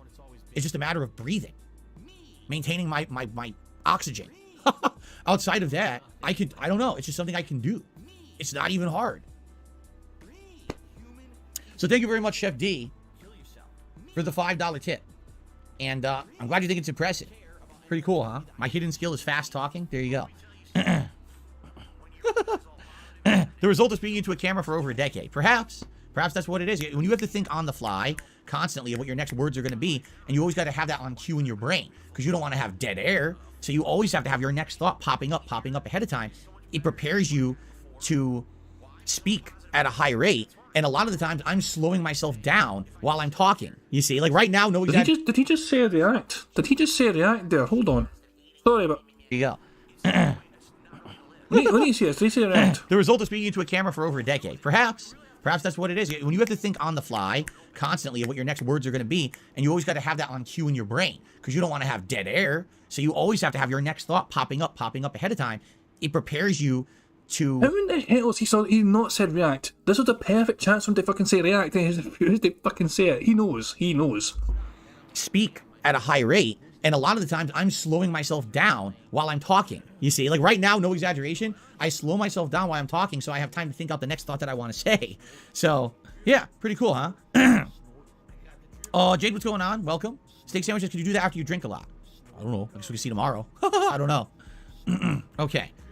I got a $1 tip from Fandango. Of all people, thank you, Fandango, for a $1 tip. Happy holidays to you. Oh, by the way, happy holidays to Chef D as well. I say happy holidays to everyone now. I forgot. Happy holidays, Fandango. Thank you for the tip. He says, 2K is the worst company I've ever seen in my life. Even EA is miles better. I really hope WWE games will be made by someone else in the future. Now, am I correct in saying that it's already been announced that WWE opted to not renew their contract with 2K now? That after they botched that one game that was so horrendous, then they canceled the next one and then delayed this one till the spring rather than coming out in the fall of last year. Didn't WWE say that enough is enough and cancel their contract to say we're not renewing it? I think they did. In which case, I don't know if is there any news? Because you notice you haven't heard anything about a new WWE game, right? I don't think there is one. I think the game we have now is going to be around for a couple of years at least. And it sounds like another company may get the contract, which will be interesting to see another company start from the ground up. Because if you remember, before 2K, Ukes was the company that made them. But what happened was Ukes helped 2K. And when they did, I guess all those assets got carried over from the Ukes games to the 2K games. So it's like they had a groundwork to start with, right? It was THQ Ukes. Okay, it was THQ Ukes. And then it got transitioned to 2K, but they kind of got all the assets. So it wasn't like, oh, we have to code everything from the ground up. In this case, if a new company is going to start doing it, that's exactly what it would be. Like they'd have to start from scratch. Oh, really? 2K confirmed 2K23 is in development? Never mind. I swear I had heard that WWE was considering not renewing the contract. I guess I'm wrong. Do we have a blanket of snow outside? We have about an inch of ice and slush. 2 days ago, we had flurries on and off all day, and some of it stuck, some of it didn't. But the thing is, our temperatures have not gone above freezing, so nothing is melted. It's just a mess out there. And that's one thing that I forgot to mention during my Phil's Day Off segment. Out here, no one throws down salt or sand, and no one plows lots. So I'm going grocery shopping, and there's just fucking ice everywhere. And I'm like, how do they not understand that someone could fall and sue? This is your public lot, and you didn't fucking put anything down? If someone falls and breaks their skull, they were going to sue you for $1 million. Like, I don't know what they're thinking, but there's, like, literally nothing, no effort to even, like, clear it. They just leave that shit. Because we're not used to it out here. We don't get it often. So when it comes, they're like, nah, just deal with it. Okay. I guess what I need to do is start tying tennis rackets to the bottom of my sneakers so I can walk and not fall, or I have a better surface area. I don't know. Okay. I received a $1.50 tip from the Shin Black. He said, I noticed Eminem has been real quiet because you started talking fast, laughing out loud. Happy holidays, my dude. Keep grinding. Well, there you go. I'm pretty sure Eminem doesn't know who I am, nor will he ever give a shit. But thank you very much. You know what, Phil? Fuck you. Fuck you for thinking you're so fucking good at talking fast. You know who else is no bad at fucking talking fast in a fucking strange manner? This guy right fucking here. I am a very fast talker as well, as you guys know. Sometimes I talk so fucking fast I know they can fucking understand the fucking thing that's saying at the time, so yeah, you fucking go. I've deliberately slowed myself down for bingo, so if people aren't so confused because I naturally have a very fast phone dialect, and it's just the way I go. Glaswegian dialect is very fast in general anyway. It really is. Glaswegian dialect is so fucking fast. People from Edinburgh talk a bit slower, a bit more proper and all that shit, you know what I mean? But the fact of the matter is, people from Glasgow generally talk quite fucking fast as it is. In fact, we talk so fucking fast, our words just tend to merge together sometimes. It's just the way it fucking goes. No, Phil. Until we see Phil fucking perform Code Black. If you guys have never fucking seen Code Black, let me fucking shill my fucking shit here. Hang on 2 seconds. Let me shill fucking Code Black for you guys. If you've never seen fucking Code Black,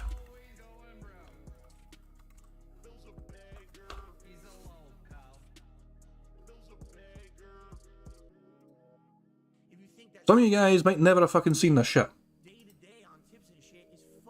So, some of you guys might never have seen this shit, but don't worry, there's fucking subtitles.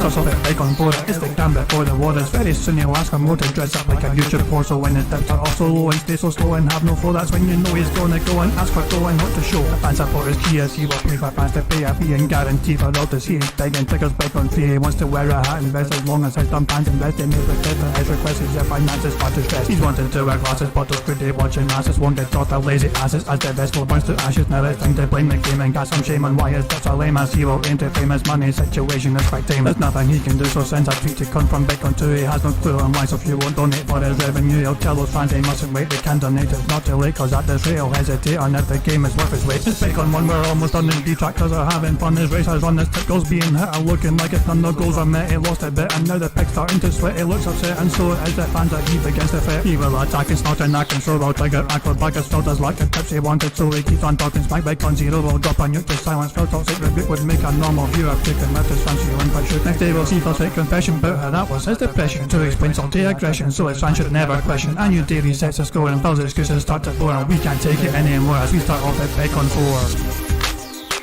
4. There you fucking go. Until Phil can do something like that, then I'm not fucking impressed with his fucking fast gibbering nonsense. There you fucking go.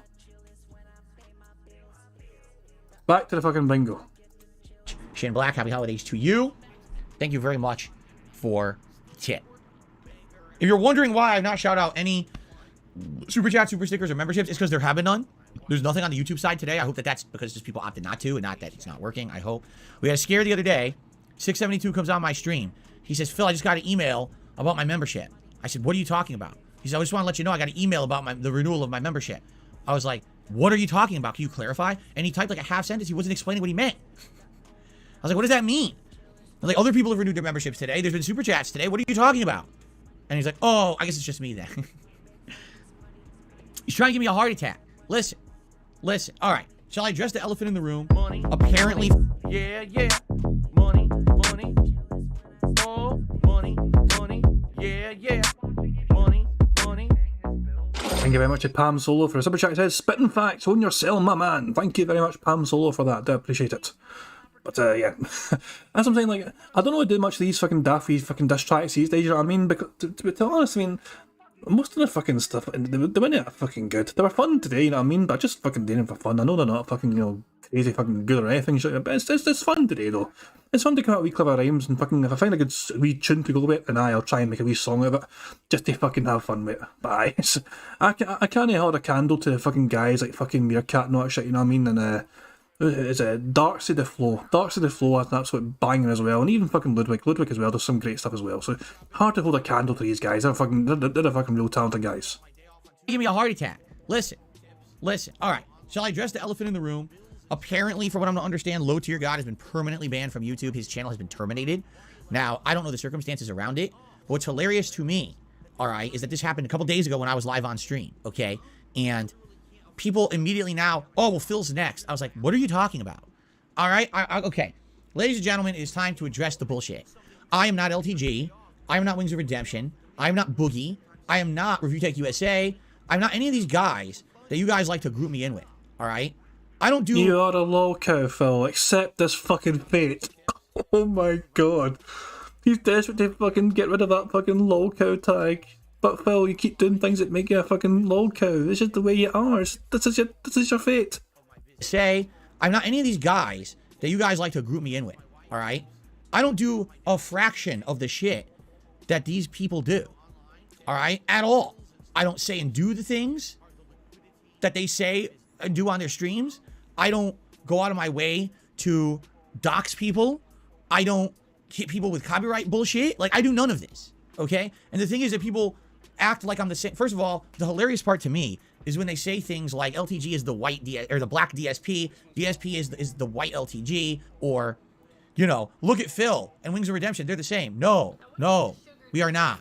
Wings of Redemption is a very large man. He looks nothing like me. It doesn't matter how much you want in your mind to think that we're similar. We are not even close to being similar. We don't sound the same. We don't act the same. We don't play the same games. We don't do the same things. We don't look the same. We're not the same. It doesn't matter that in your very, very, very small peanut-shaped brain, all right, that you think that we're all the same person. We are not the same people. You are stupid. You want to categorize us all together in this lol cow category. You're wrong. We're all individuals. We're all very different. We're not the same in any way, shape, or form. Stop trying to group us together because you're stupid, all right?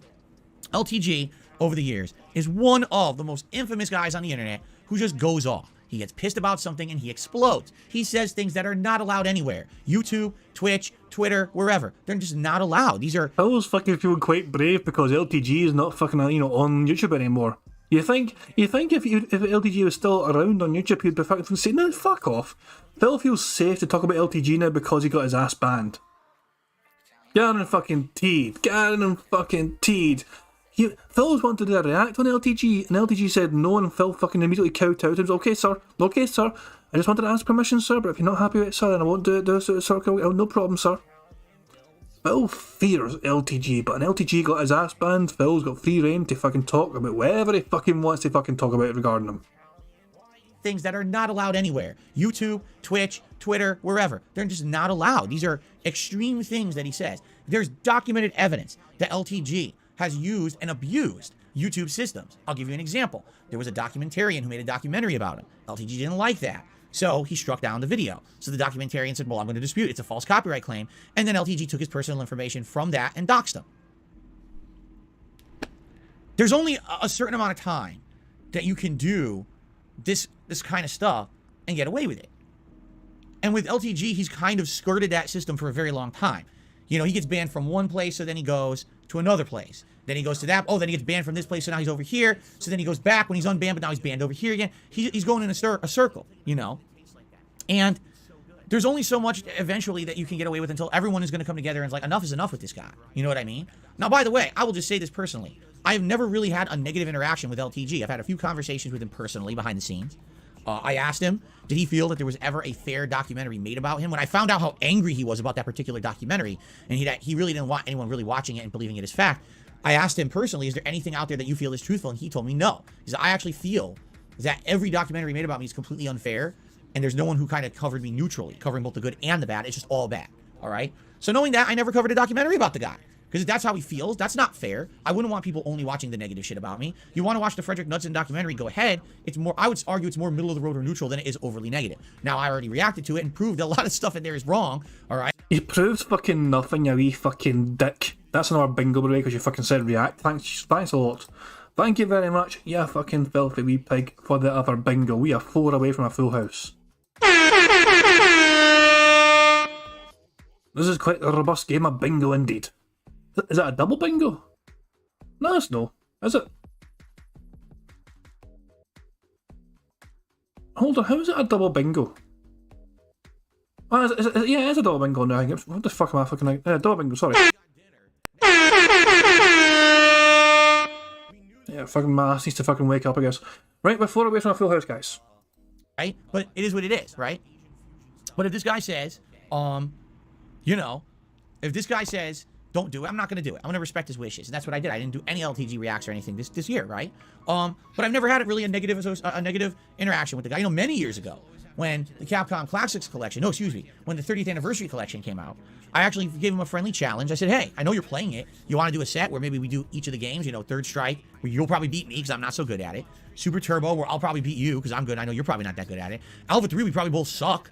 So it's probably anyone's game. Do you want to do a set of online matches? And he declined. And his response was, hey, I have nothing to benefit from it. You know, look at years ago when I did my Vizant challenge. Everyone just hates on me now because of it. I have nothing to benefit from it, so I'm not going to bother with it. Fine. And I respect that. At least he was honest and he responded, right? He gave me an honest, upfront, honest response. So to me, it's funny because everyone says, well, what do you think about LTG? Don't you hate him like everyone else? No. I've never had a negative interaction with the guy at all, right? Why would I not like him when he's been nothing but cordial to me, right? Nice and respectful. But at the very same time, apparently he's not to everybody else, and that's why everyone else has an issue about him, right? A bug up their butt about him. And all I know is what I hear about him. And when I hear things like he constantly abuses copyright, fake takedown requests, you know, that he that are documented. It's not like oh, people are doing fake takedown requests, but they're not real. It's people are doing, he's literally touting it. Like he's going out there and saying, I'm doing this. You know what I'm saying? Like it's not like an anonymous thing. Like he's going into his queue on, there's a queue on YouTube, content matches, and he goes in there and he outright claims and takes down videos in that system, which aren't, I mean, you can't really do that. I mean, there has to be a legal reason to do it. You can't just be constantly spamming people with takedowns. So, you know, is that what it is? I don't know, because some people are saying that's what it was. Oh, it was because he took down so many troll videos of his that eventually YouTube said, well, that's a gross misuse of the system, and they banned him. I don't know if I believe that. I really don't know if I believe that. Because the thing is, if YouTube is giving you the match, that's YouTube's fault. Like, YouTube is presenting you with the option to do it. So how can you be held accountable if YouTube said, here's the option to claim these videos? Why would you be in trouble for doing it? They're the ones who matched it, not you. You know what I'm saying? I guess if he literally went out of his way and false claimed stuff, you know, maybe that's the case. If he willingly false claimed videos, I don't know. By the way, it's cold in here. I gotta close my window a little bit.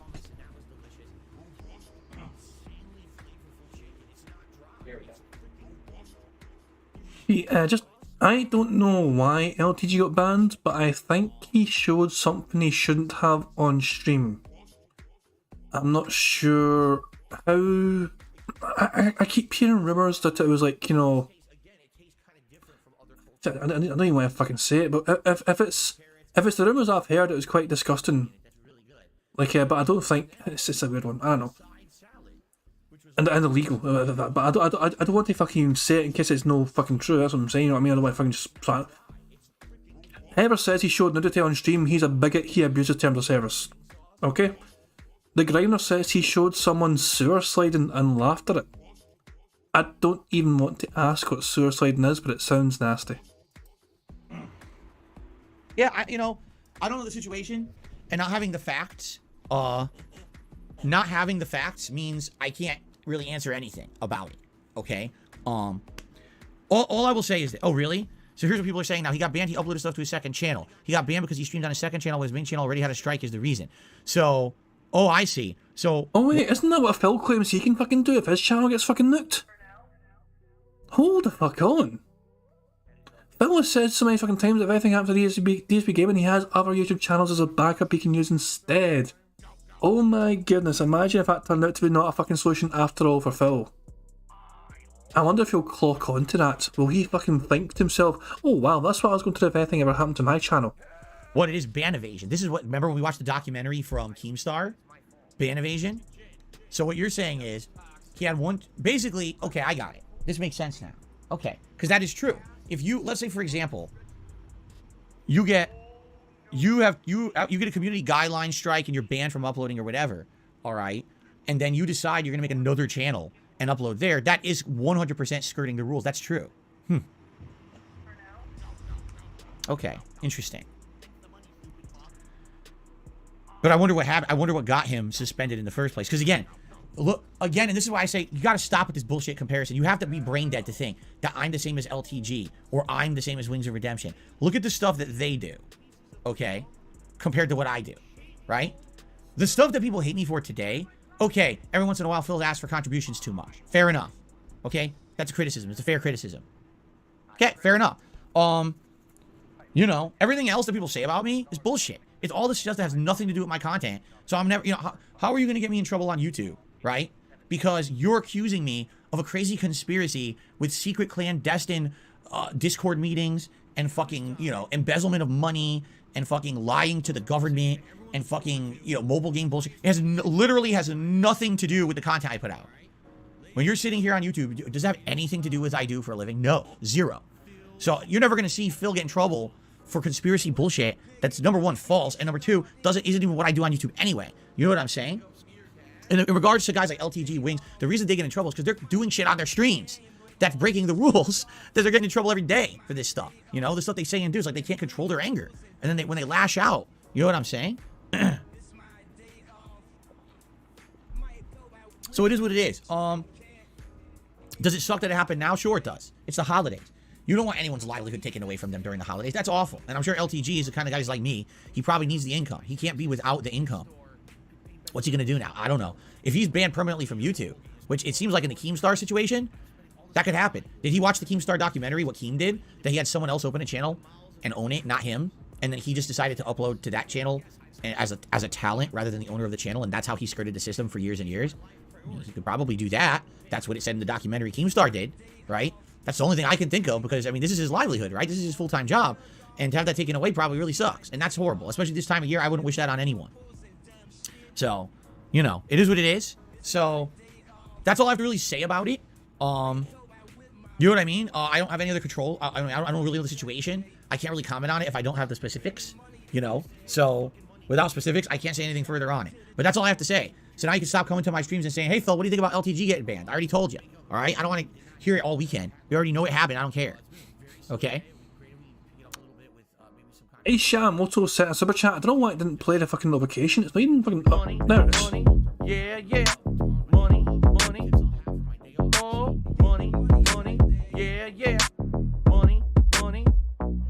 Shit, man, that fucking super chat took a fucking scenic route to get here. Jesus Christ. But thank you very much, Hey Moto, for super chat, who says he claims he didn't know ban evasion was against terms of service and begging YouTube to let him back. Yeah, there's something about kind of funny about that, how Phil's plan to get around a possible ban on YouTube would have been against terms of service, and yet he had no idea it was against. What the fuck, Phil?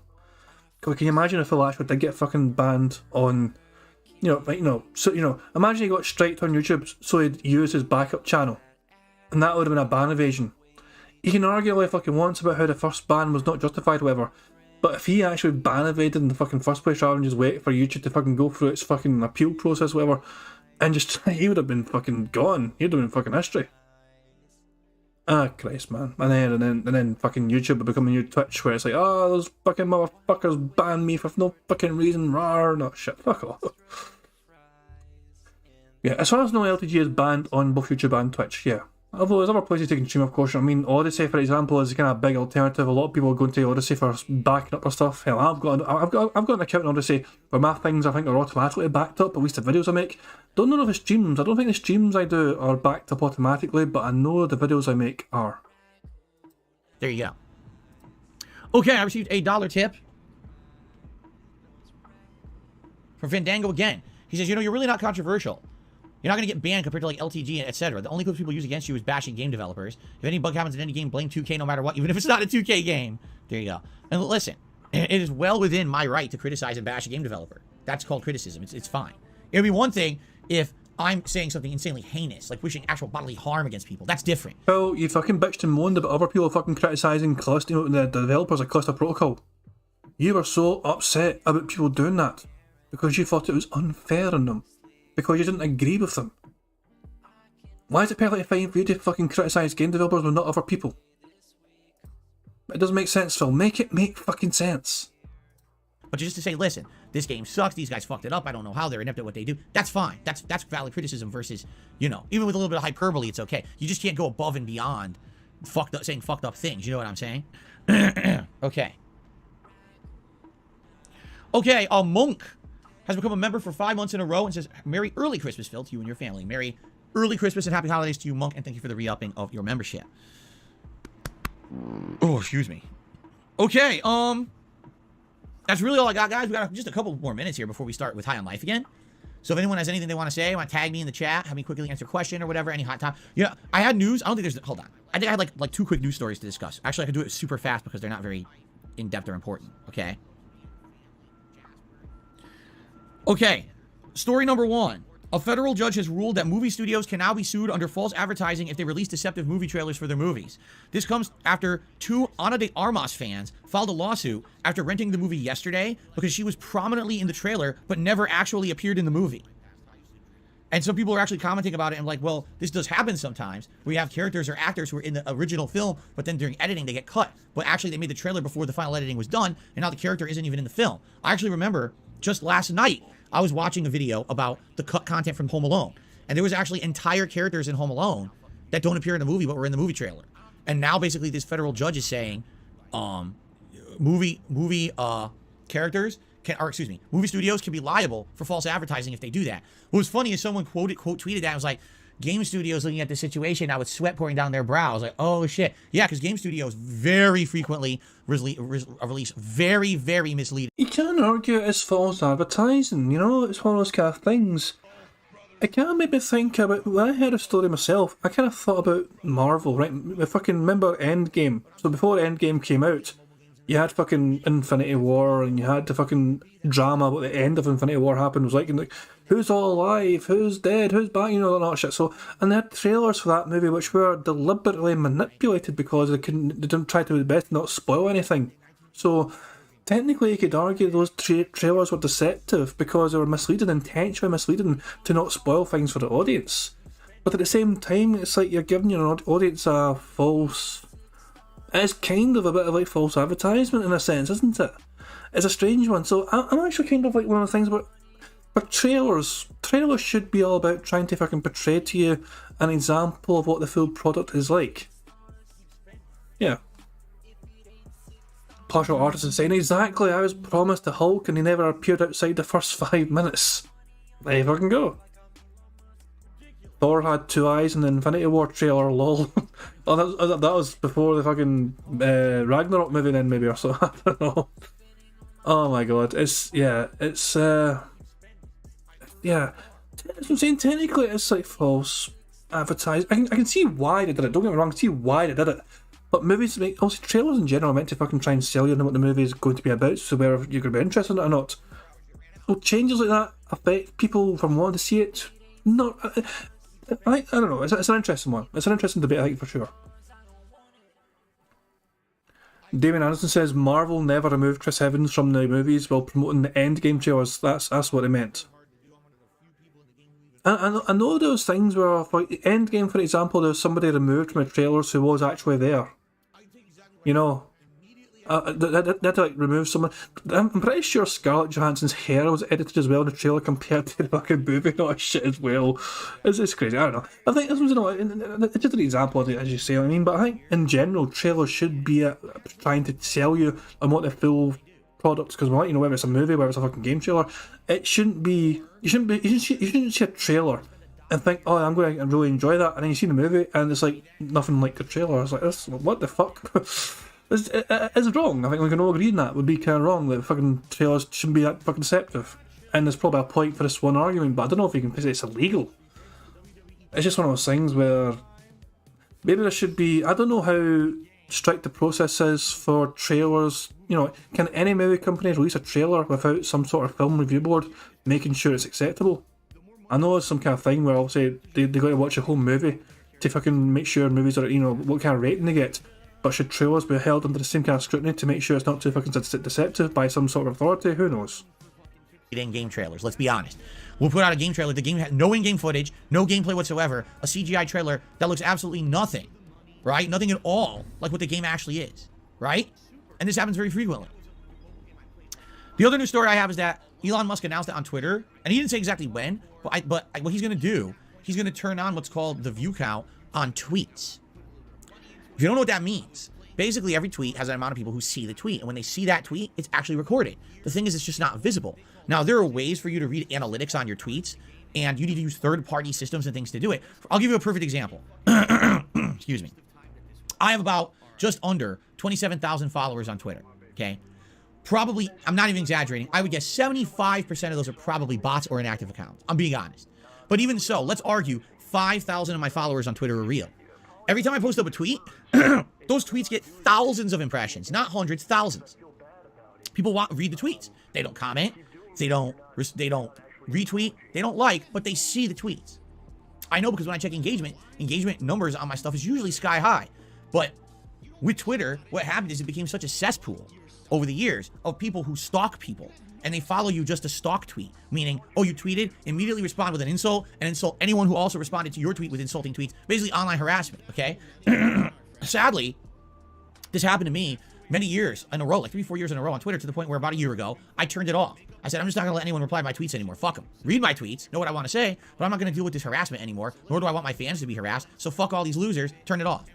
All right? Now, obviously, what happens is when you do that, engagement goes down. What happened? The trolls left. They're like, oh, we can't respond to Phil anymore. There it is. He said trolls. Oh, fucking waiting for the fucking finally say goddamn thing. That's not a bingo, but it is getting closer to a bingo. We're 3 away from a full house, ladies and gentlemen. We're 3 away.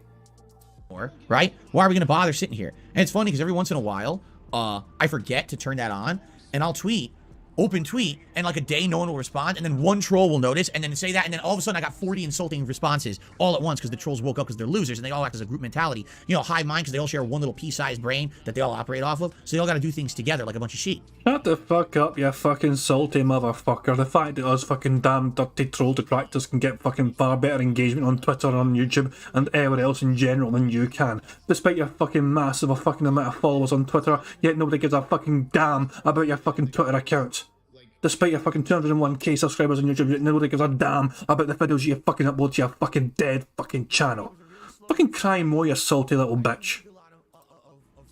So anyway, what's interesting about this is now, if they turn on actual tweet views, okay, you'll actually see how many people watch your tweets. It'll be curious to me, because here's what I've noticed.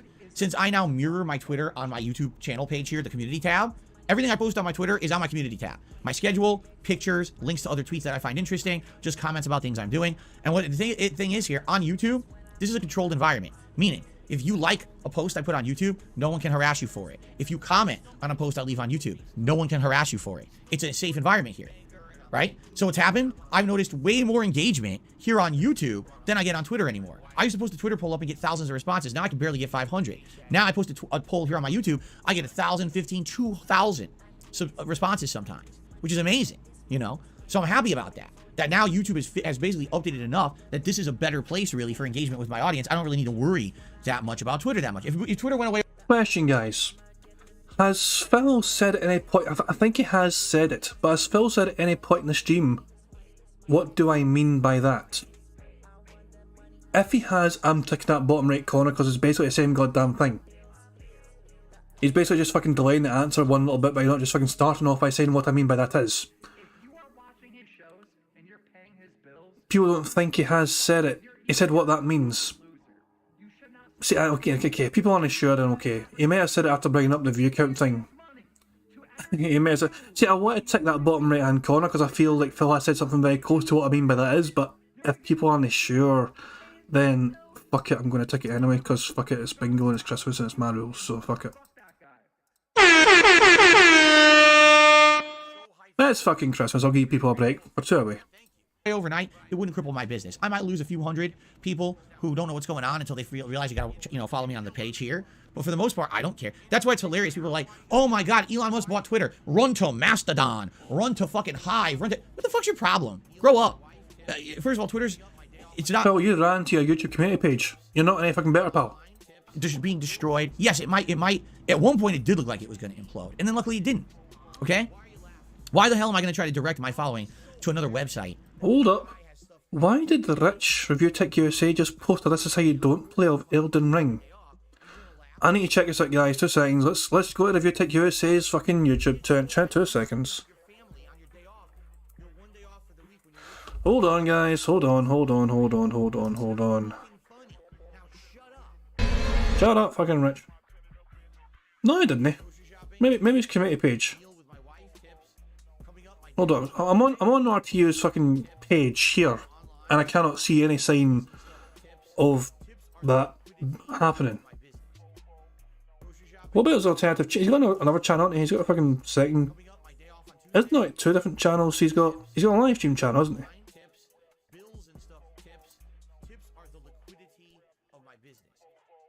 Nah, okay, somebody was bullshitting then, because somebody said in Phil's chat, Marx's Carl, why did Rich just post a "This is how you don't play" of Elden Ring? RT... Hold on, is it?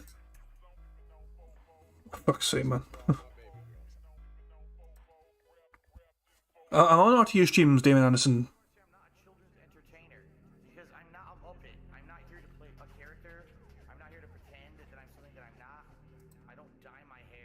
I cannot see it.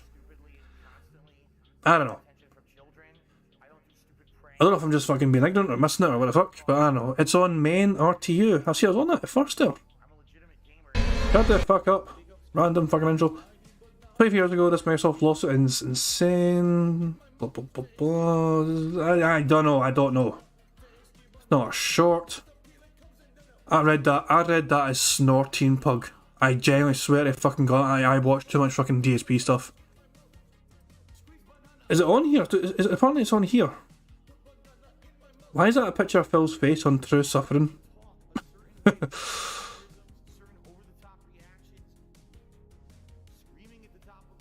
was posted 5 minutes ago. Do a search for it. Alright. This is how you don't play Elden Ring. We'll do a search. Review Tech USA. This is how you don't play Elden Ring. 5 minutes ago. Well, fuck me. Why? This is Review Tech USA, and Seymour is a man who makes videos. Subscribe, bucko. My editor, I still think that Elden Ring should have... Is this Rich playing the game? I assume this is Rich playing the fucking game. Why right bumper?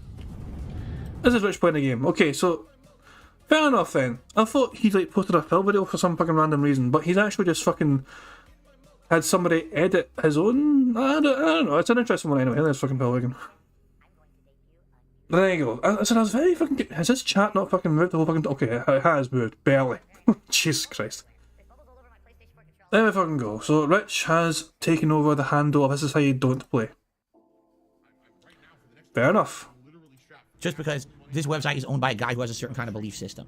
You know, that's like saying I'll never eat at Chick-fil-A because I know the people who own it are Christians or whatever, right? And I don't believe in that. So the chicken's bad because the owners are Christian. So you're an idiot. Sorry that I can separate the product from the person. You know what I'm saying? I might not agree with everything Elon Musk says and does. I could still use Twitter. I'm not dumb. You know what I mean? But that's how these people are. Is, oh my God, I don't like Elon. I gotta go to Mastodon and shit. Like, you're dumb, man. So anyway, I'm interested to see what'll happen when he turns on this stat.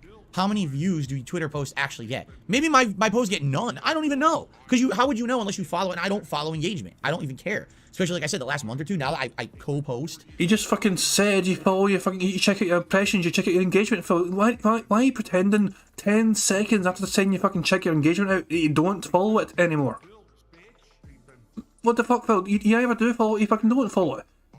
Partial Artist is asking, I wonder what Phil's opinion on Hitler's artwork is. Can you may have a new friend? Fuck yeah. Yeah, Hitler was a one bald man who's an artist, you know. Ah, Christ, man. He only had one ball. On YouTube and Twitter, I don't really give a shit. But I'm curious. Where am I actually getting more attention? Right? I guess we'll find out soon. We'll see when he turns it on what I get, right? Okay. Audio Object, re-up the membership for 8 months. Is Merry Christmas to you, Phil. Merry Christmas to you, Audio Object. Thank you for the support. Okay. All right. Ladies and gentlemen, it is time to end the Level 1 podcast. Thank you. Good episode today, right? We covered a lot. We looked at liquor. We talked about a lot of holiday things I did on my day off. And I'm excited for today, a full day of fun gameplay streaming. I hope you are too. I'm very excited, obviously, for all the holiday festivities this weekend. So thank you all very much for watching. And I certainly hope that you'll join me tomorrow. Boring, boring, boring, boring, boring. Fucking boring. It's funny that keeps happening. Okay. So obviously what we're going to do today, I'm going to play my entire gameplay session just like this with Snow. What do you think? Would you guys like to see Snow all day long in every game that I play? Would you like to see a snowy high on life? And would you like to see a very snowy But Phil, what about your CPU? Wouldn't your CPU max out with all that additional fucking shit on screen? Zone today? Would you like that? Would you leave that on there all day long?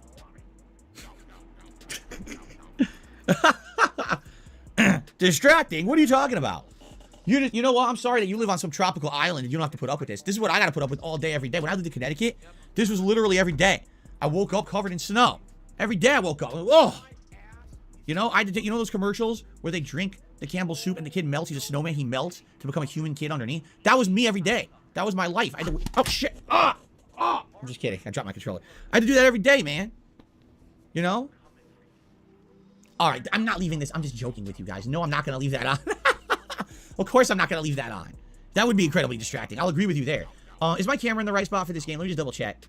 I've been playing so many games recently that I can't even remember my setup for half of them. No, I had this upper left. For what I can see. Yeah. Okay, let me move my camera appropriately here. I thought this was in the wrong spot. Okay, so it looks like it should be like over here, like around here-ish.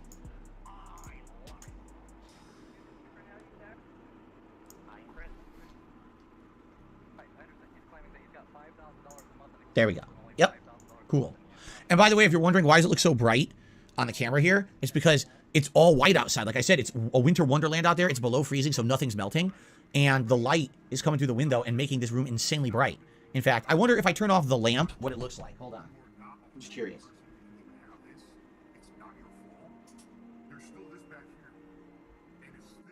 So guys, you want to see what it's like before and after him turn off the light? Before, after. Before, after. Before, so you know, the light was on there. After.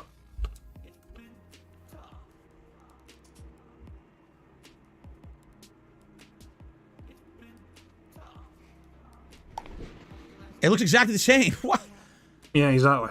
And also, shout out to the fucking Zelda. Is it? No, it's just fucking random checker fucking, you know, fucking putting jammies on. The man never fucking dresses up for fucking stream. Bill's not going to put on a pair of jeans for the next 6 days, ladies and gentlemen. He's basically permanently stuck in that fucking pair of jammies. It looks exactly the same. What? It didn't affect anything. It looks exactly the same with the lamp on or off. I guess I don't need it. I'll leave it off for now. Now, if it gets darker later, I'll turn it on. But geez, I mean, holy crap, right? It looks identical. That's interesting. Okay. All right, so guys, real quick, I'm gonna run and use the restroom. Give me like less than 5 minutes. I'm not gonna monetize you. I'm not gonna run an ad or anything. All I'm gonna do is mute the camera or mute the mic, run next door, use the bathroom, and then we're gonna come back and we're gonna boot up and continue with High on Life. Sound good? Thank you all. I'll be back shortly. See you in just a couple minutes. But it's not going to be a couple of minutes, it's actually going to be fucking as soon as possible because I have the power of being behind Phil by about fucking how far I'm like fucking 52 minutes behind him today, Jesus Christ. So let me speed this shit up so Phil can come back and I don't think we're going to win bingo, guys. I don't think we're going to win bingo, I'm afraid to say. He's not going to say, I don't know why, maybe somebody will fucking, you know, support him randomly, a tip will say, I was shocked we didn't get Q&A today. But nah, it's far too late for that. I can say that now, and I know people won't fucking spoil it for fucking bingo because we're so far behind Phil's already began gameplay, and that's the end of bingo. Nobody can even try and fucking get him to say it now.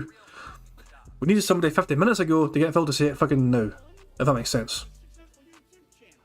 So I'm fast forwarding. Phil is back here. There we fucking go. Alrighty, everybody, I'm back. We lost about 50 people. That's all good. I guess that's less than usual, huh? All right, we're back. And it's time for High on Life. Hope you guys are excited to see the continuation of this game. I hope that it stays on the level it's been at. If you remember, we are in the mines again. We're back here for the second time. Yeah, here we are. But we were doing alternate exploration. And what I mean by that is we were going back into... Hey, Phil actually just said what I mean by that. So even though I ticked that randomly just because fuck you, Phil, you know, I actually end up saying it anyway. Sadly, it's not a fucking impression to tick off. But the thing I ticked off just because fuck you, Phil, end up getting said right before the end of the game anyway. So it kind of bounces out almost. He said it anyway, even though I fucking ticked it because I fuck you, Phil, he still said the goddamn thing anyway. Goddamn. To the mines to re-explore the mines. Because last time around we didn't have all the abilities, but now we have the jetpack, and now we have, boy, I look so bright today on camera. There's nothing I can do about it because it's so light outside. This is what I look like. But yeah, so we have the jetpack, and we have the magnet boots, and with those, oh my god, that's really disgusting. I've been able to explore even further into the area and get further. And that's what we're going to do today. We're going to continue on with that. Actually, I believe this goes on the top. Now that I'm looking. Now, for High on Life, this goes up top. And so does this, right? We reverse this to vertical. Zoop. There we go. Cool. All right. I look like a ghost. I know, right? The lighting's so weird. It's so bright outside. It makes me look super bright. Elski, thank you so much for the re-upping of your membership. He says, happy Christmas, Phil. Hope you have a great time. Thank you so much. I hope you'll be here tomorrow if you can, or many of you if you can. All right. Okay. Oh, my nose. Are we ready? Here we go. Okay, ladies and gentlemen. Well, that is the end of bingo. We're still not established. So we had like 5 burps yesterday as well. Right? So I had 5 burps yesterday and we had 5 today. What should burps entitle? Like, snorts, 25 snorts is a free space. What the fuck should burps give us? You know? It looks like 5 is a good metric to kind of go by. 5, for the last 2 days, Bill's had like 5 each, it looks like. So 5 seems like a good average. You think 5 should equal a free space? I don't mind that. I mean, if I count it as a free space, I could tick off a free space, but we're still one away, regardless. But it's not going to give us a fucking full house, sadly, you know. It's very tempting to do it again, just to say, oh, fuck it, you know. I did it yesterday, and I kind of got away with it, kind of. It's just, but it's, yeah. We could do 1 burp equals a free space. Oh, sorry, 5 burps equals a free space. I'm going to run out of fucking space to put all this shit on the top, bro. I need to try and fucking think of how to fucking squeeze all this information in. I don't know, I think of something. I've got a space down the fucking bottom fucking corner of the fucking the layout to maybe fucking do something, I don't know. Try and do something down the bottom right hand corner, maybe get some more information in there. I don't know what I'll fucking see. But yeah. I will tick. What do you what doesn't matter, I don't know why I'll tick it. For symmetry, I'll tick shocked. There you go. I'll fucking tick shocked. 5 burps is a free fucking space, okay? So there's another fucking couple of bingos there.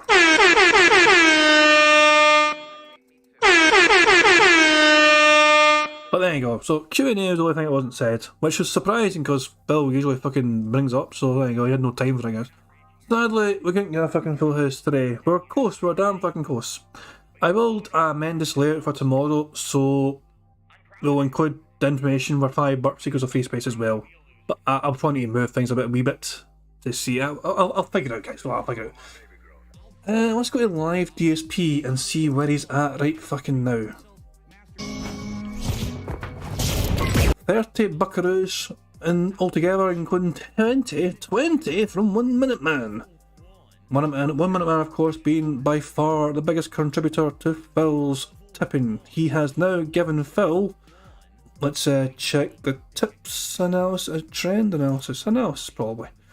1 Minute Man has given Phil,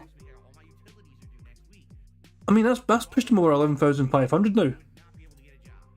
Yep, 20 bucks would have pushed it to $11,510 in total that Phil has been tipped by 1 Minute Man. And also, so many people are thinking that 1 Minute Man has to be DSP because who in their right mind would give Phil over $11,000 fucking dollars? But the alternative is that Phil has a fan with that kind of deep pockets that are really just wanting to fucking give him money every single fucking day. I know a lot of people think it's Phil, but I personally think it's Planet Jeff, because who else would fucking give Phil $1,000 randomly just to fucking just say, hey, by the way, here's a fucking $1,000. Congratulations, getting a fucking cat. Anyway, fuck it. I am going to end things there, guys, as I said, you know, so fuck it. Fuck Phil and his fucking live stream. That's the next fucking thumbnail, fucking scary shit. Goodbye to the tips tracker, Piece of Pieces tips tracker, brilliant stuff. I'm not sure who's restreaming tonight. I don't know what fucking Phil's doing tonight, nothing about it. Let's go to daily summary. What's Phil playing tonight? Call of Duty, that's it, Warzone. I'm not sure. Peace sometimes does restream. I think Peace is restreaming. I think Peace is actually restreaming, guys. So I would highly recommend, if you're awake for it, go and, you know, I say awake for it because I'm fucking, it's 3 AM when that stream starts. I mean, fucking Scotland. But you guys obviously might be fucking well late for it because of time zones and that shit. So yeah, Piece of Peace is probably restreaming it, you know. So check out that if you're able to.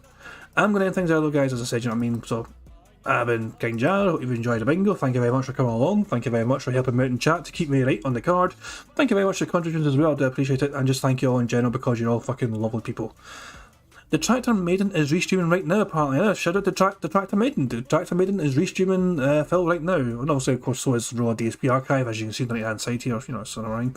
But there you go. But the Tractor Maiden is also restreaming right now. But yeah, guys.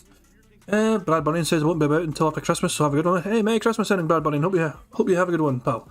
If you guys, I'm saying as well, guys, if you're not here between now and Christmas, I do hope you enjoy your Christmas, however you spend it. Even if you don't celebrate Christmas or just enjoy the holidays in general, I do hope you enjoy yourself regardless of. But yeah, I'll be back tomorrow anyway myself. If you want to join me, and if you're able to join me, please feel free to come along, and hopefully we can get a robust full house right to celebrate a Good Friday, because obviously Friday will be a good celebration day for a lot of us because of our last day of having to do work or whatever before Christmas comes. But yeah, guys, I'm going to end things there for now. Enjoy the rest of your Thursday, how I should spend Thursday, and yeah, I'm going to leave you off with the amazing Pixar Animations video, Notorious PIG contributions, one of my favourite regions out there. So yeah, guys, have a good one. I'll catch you all later. Peace out. It would help if I didn't have the fucking video muted, wouldn't it? So let me just stop the music, restart the fucking video, unmute that bastard.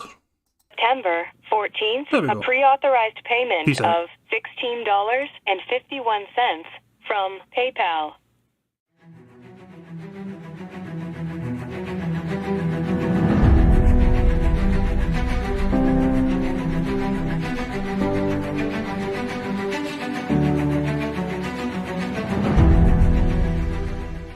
All right, Luna Mills has tipped me $1.30.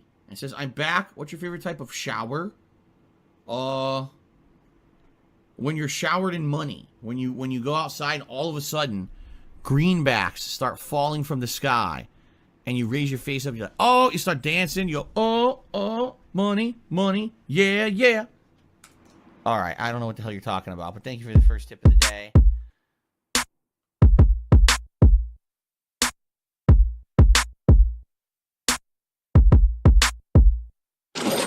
Money, money, yeah, yeah.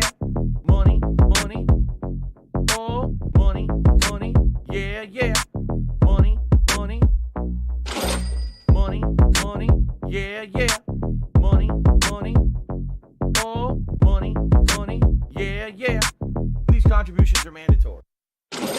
Money, money, yeah, yeah. Money, money, oh, money, money, yeah, yeah. Money, money, money, money, yeah, yeah. Money, money, oh, money, money, yeah, yeah. These contributions are mandatory.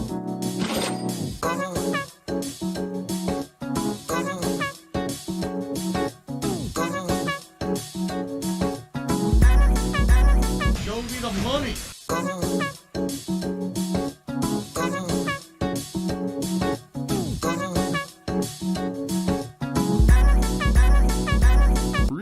Money, money, yeah, yeah.